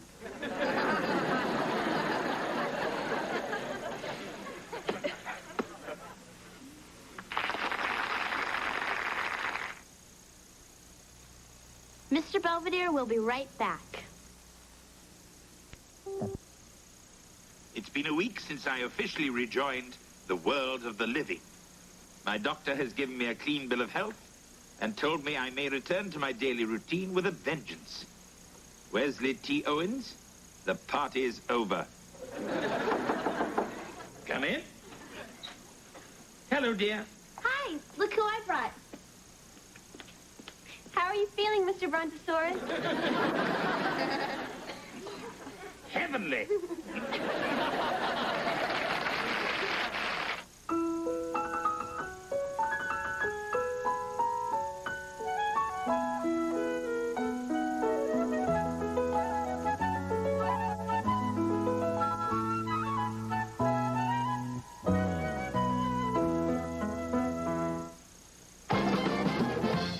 Tomorrow at 8, the Impossible Missions Force uses voodoo tactics to break up a Louisiana kidnap ring on Mission Impossible.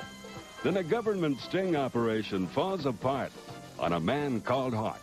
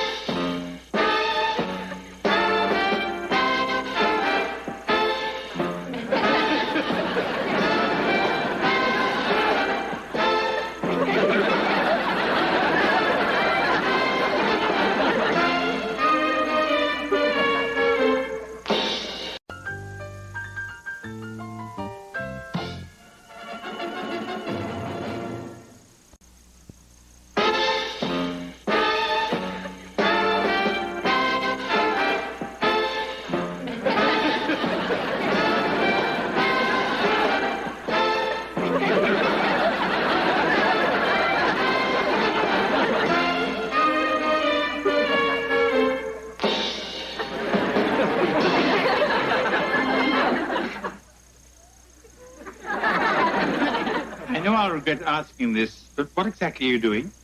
Practicing. For what? The rodeo? Well, I'm going to be a stripper to raise money for charity. Of course. Why pass the hat when you can drop the pants?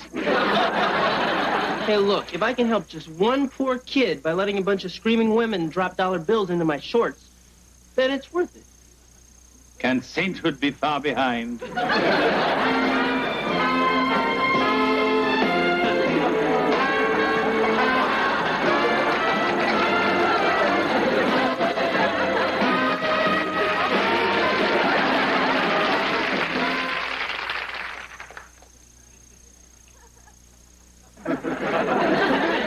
Or Salisbury steak, anyone? I'm so chewing this piece. It's not too tough, is it? Not if you're Jaws. Go ahead. Make fun. I'm in court all day trying to nail a slumlord. Then I rush home because it's Mr. Belvedere's day off, and I want my children to have a nice hot meal. And this is the thanks I get. Come on, Mom. Finish it, man. Really. Right? Right. Yeah, right. Yeah. Besides, I wanted to go on a diet anyway. Excuse me.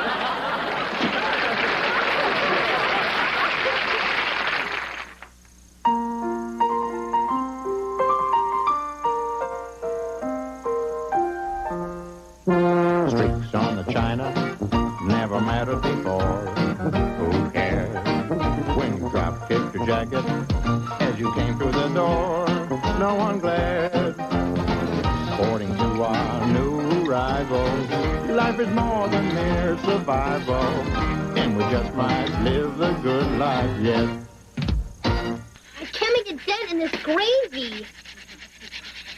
Here, try scraping it off with one of these Salisbury steak things. Hey, Mom's meat works better than Brillo pads.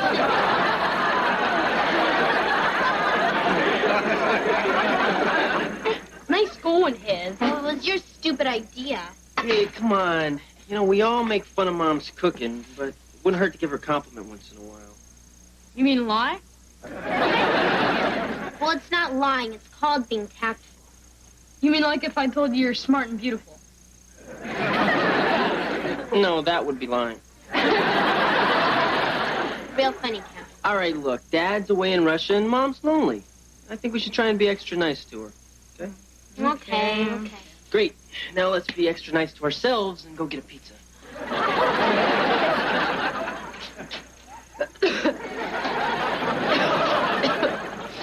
Good evening, Mrs. Owens. Hi, Mr. Belvedere. How was your day off? Oh, very pleasant. But then again, it always is without Wesley. Mr. Belvedere, how would you feel if the kids couldn't get their teeth through your thighs? Relieved. Do you think I'm a bad cook? Well, bad is such a subjective term, Mrs. Owens. I mean, there's bad and there's awfully bad. And then again, there's wretched and horrid and simply abysmal. Does that answer your question?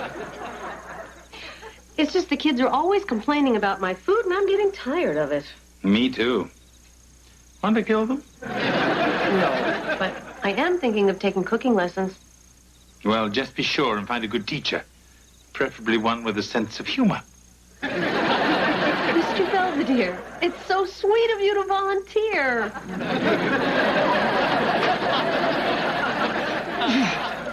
Mr. Belvedere, you're my trainer. Talk to me. Why? I just saw you breakfast. Come on. Saturday's gonna be here before you know it. I want to look good for this strip-off. Gotta bulk up. Well, carry on. Hey, where are you going? To get something to eat. You bulk up your way, I'll bulk up mine. What are you doing? Looking for my frog. Hey, Kev, is that Mr. Bug Eyes on your shorts?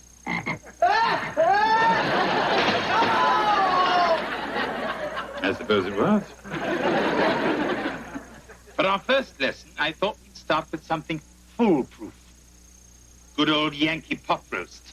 Oh, that's easy. You just take a hunk of meat, throw it in a pot, dump in a box of salt, and boil everything till the water's all gone. My grandmother's recipe. Ah, then it is hereditary. So, perhaps we should start with something even more basic, Oh, okay. like spaghetti. Sure. Meet Chef Boyardee. Kevin, what happened? Mr. Bug Eyes made me sprain my wrist. Wait till I get my good hand on him.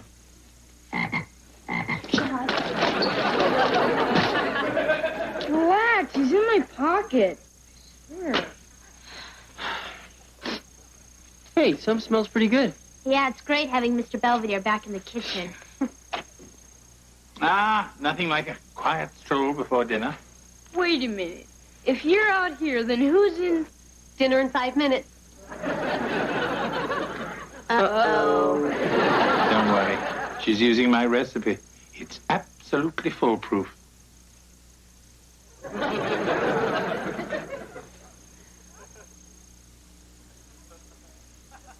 So how is it?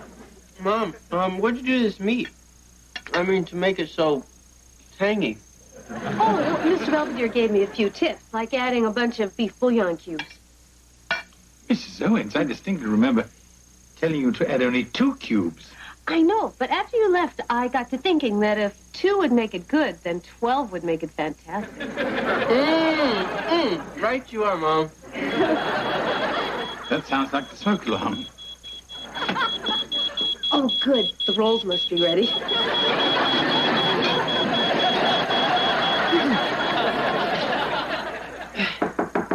Come in. Hi, Wes said you wanted to see me. Oh, yeah. I wanted to get your advice. Trying to find a theme for my act at the strip-off. What's the perfect female fantasy? Well, I don't know. Mel Gibson serving ice cream that makes you thin? How about this?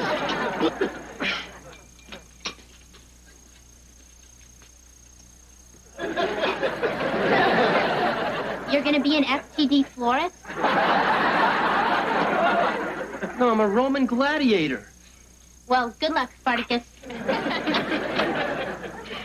Spartacus didn't wear a shirt.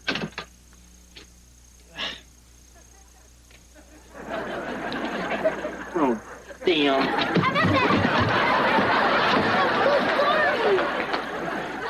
Mrs. Owens, I see you started without me. Yeah, but the way everyone raved about my dinner last night, I think I'm finally getting some confidence. Well, don't. Move ahead. Too quickly, I mean. Oh, we're having lasagna tonight. Oh. Ooh. Ooh. What did you put in this sauce? Oh, little of this, little of that. I like to be creative. Mm-hmm. Then you should join a ceramics class. Oh, you. Now, it says to add a pinch of oregano to the meatball mixture. Gosh, that hardly seems like enough. Wait! There's something we need. What? Spanish basil. Well, where do we get that? Spain. Well, maybe I can find some at the market. Splendid idea. All right. I'll be right back. Mm-hmm. You keep an eye on everything. Mm-hmm. That should buy me some time.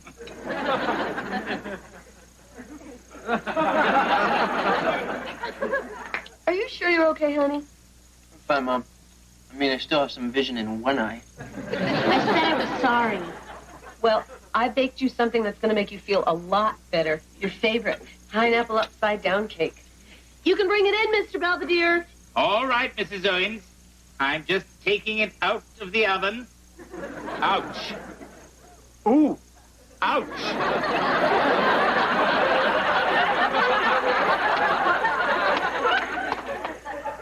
It's too good. She'll never believe it.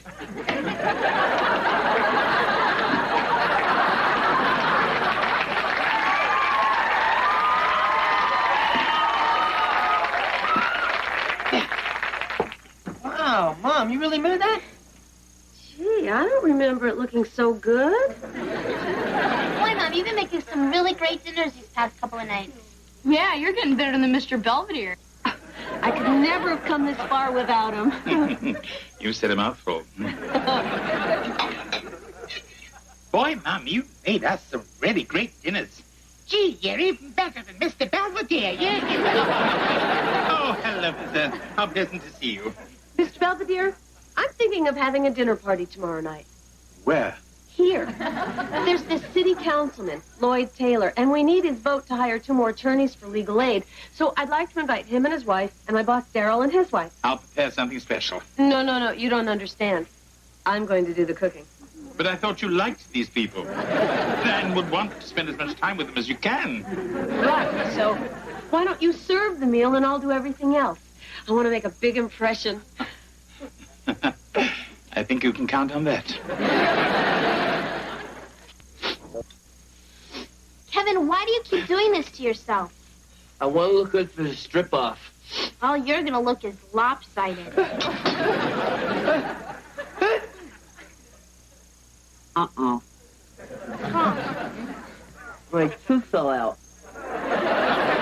It's been loose ever since you hit me in the face with a door. Kevin, I'm telling you as a sister, give this up. Hey, come on. I still have sex appeal. To who, Leon Spinks? Hey, look, this is for charity.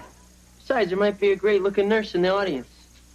Anyway, Nothing is going to keep me off that stage tonight. And my tooth! Oh, my God!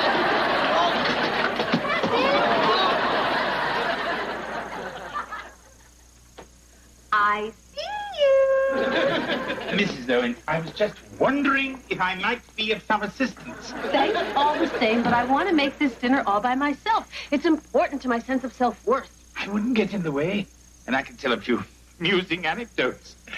Perhaps do some of my bird calls. Hey,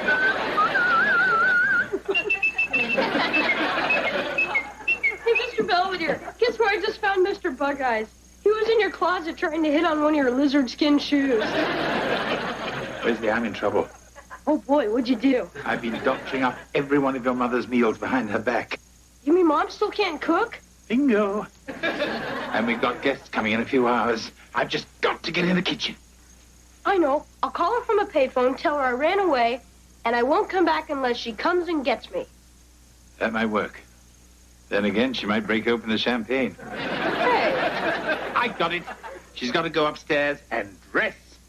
When she does that, I'll need your help.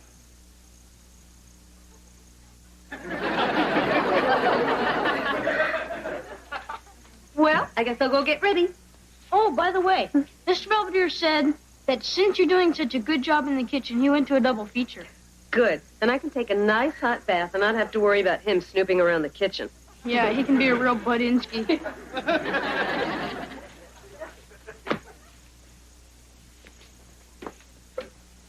All clear. How did I do? You think I fooled her? Without question. It's heartwarming seeing a boy lie to his mother that way. Well, that's it. There's nothing more I can do. Let us hope not. I mean, I've done enough already. That's them. I'll get it. Good evening. Please come in. Good evening. My, what a lovely home. Isn't it lovely, Evelyn? Yes, dear, it's lovely. Oh, thank you, Councilman Taylor, Mrs. Taylor. This is our housekeeper, Mr. Belvedere. Housekeeper? How much are we paying you legal aid lawyers, huh? Haven't I seen you at Arnie's big and fat store? Yes, weren't you the one they were trying to pry out of the dressing room? Mr. Belvedere, this is my boss, Darrell Manning, and his wife, Paula. Hello. Good evening. Please sit down. Ah, where's Mr. Owens? Oh, George won't be able to join us. He's on an exchange program to the Soviet Union. You mean after all this time, I won't get to meet George Owens in the flesh? Paula's a big fan of his. She never misses his sports reports. I like to tape them and watch them later when I'm alone. Salmon pate, anyone?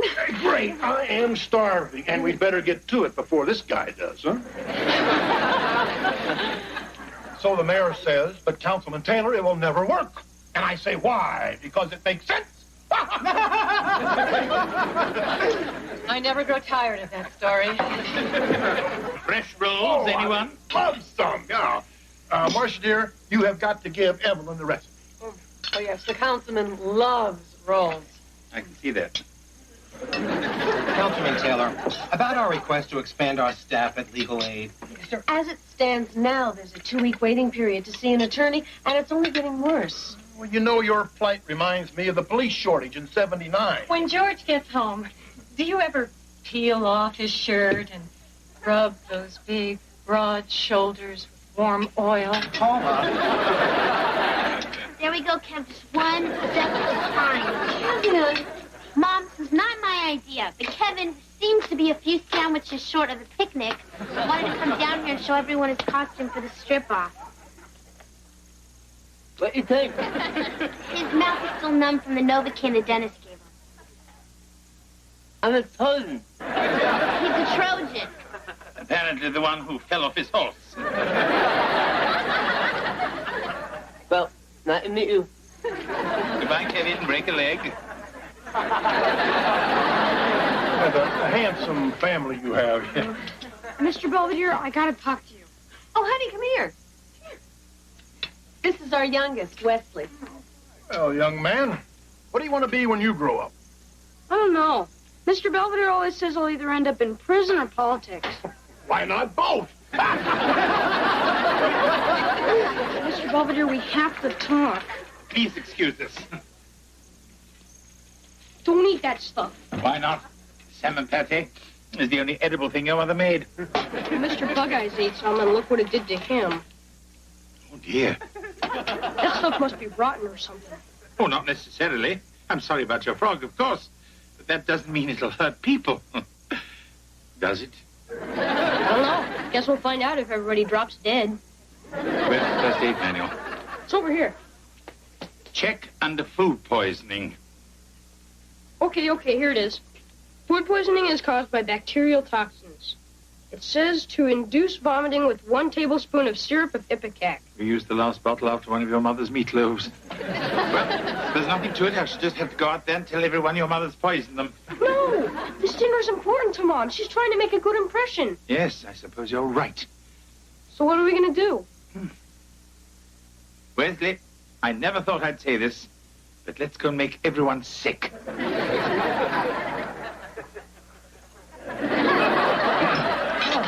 Everything was delicious, Marcia. Thank you.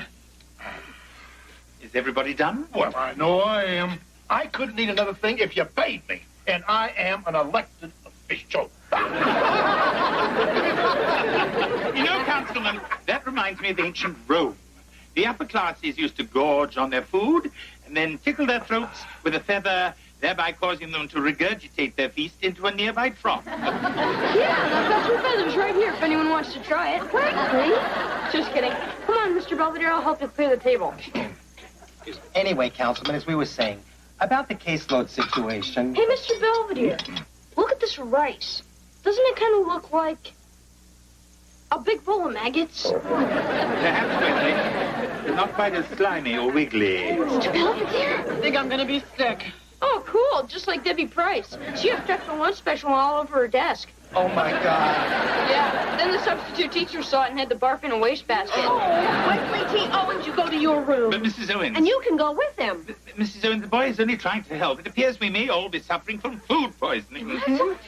My frog ate some of that salmon spread you made, and, well, he croaked. I mean, literally. Oh, no. We consulted the first aid manual, and it says that we all must, well... I think we got the picture. I think we should all pay a visit to the nearest emergency room. I'm so sorry. But, you're all welcome back for pie.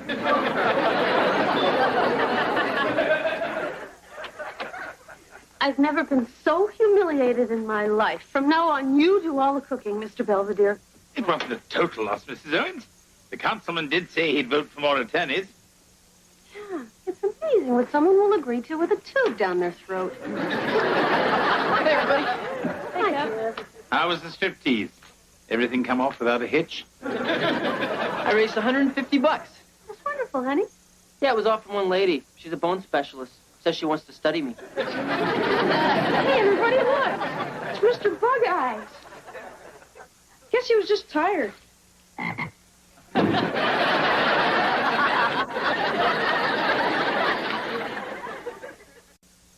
Mrs. Owens tells me that both new attorneys at Legal Aid are working out very well, and that they were the only ones brave enough to sample the plate of cookies she made. As for Kevin, the strip-off for charity was so successful that they're having another one this weekend. Kevin cannot attend on the advice of his bone specialist. He is sending a proxy. Ladies, you ain't seen nothing yet.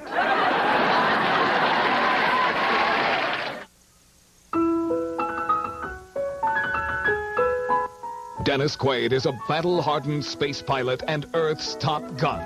Louis Gossett Jr. is an alien from a distant planet with a distinct hatred for Earthmen. They're 2 sworn enemies stranded on a war-torn world. But to survive, they must learn to do the impossible. Work together in peace. Prepare for the futuristic thriller Enemy Mine. Tonight at 8. Now it's Three's Company. Next on Fox 11. KTTV Los Angeles.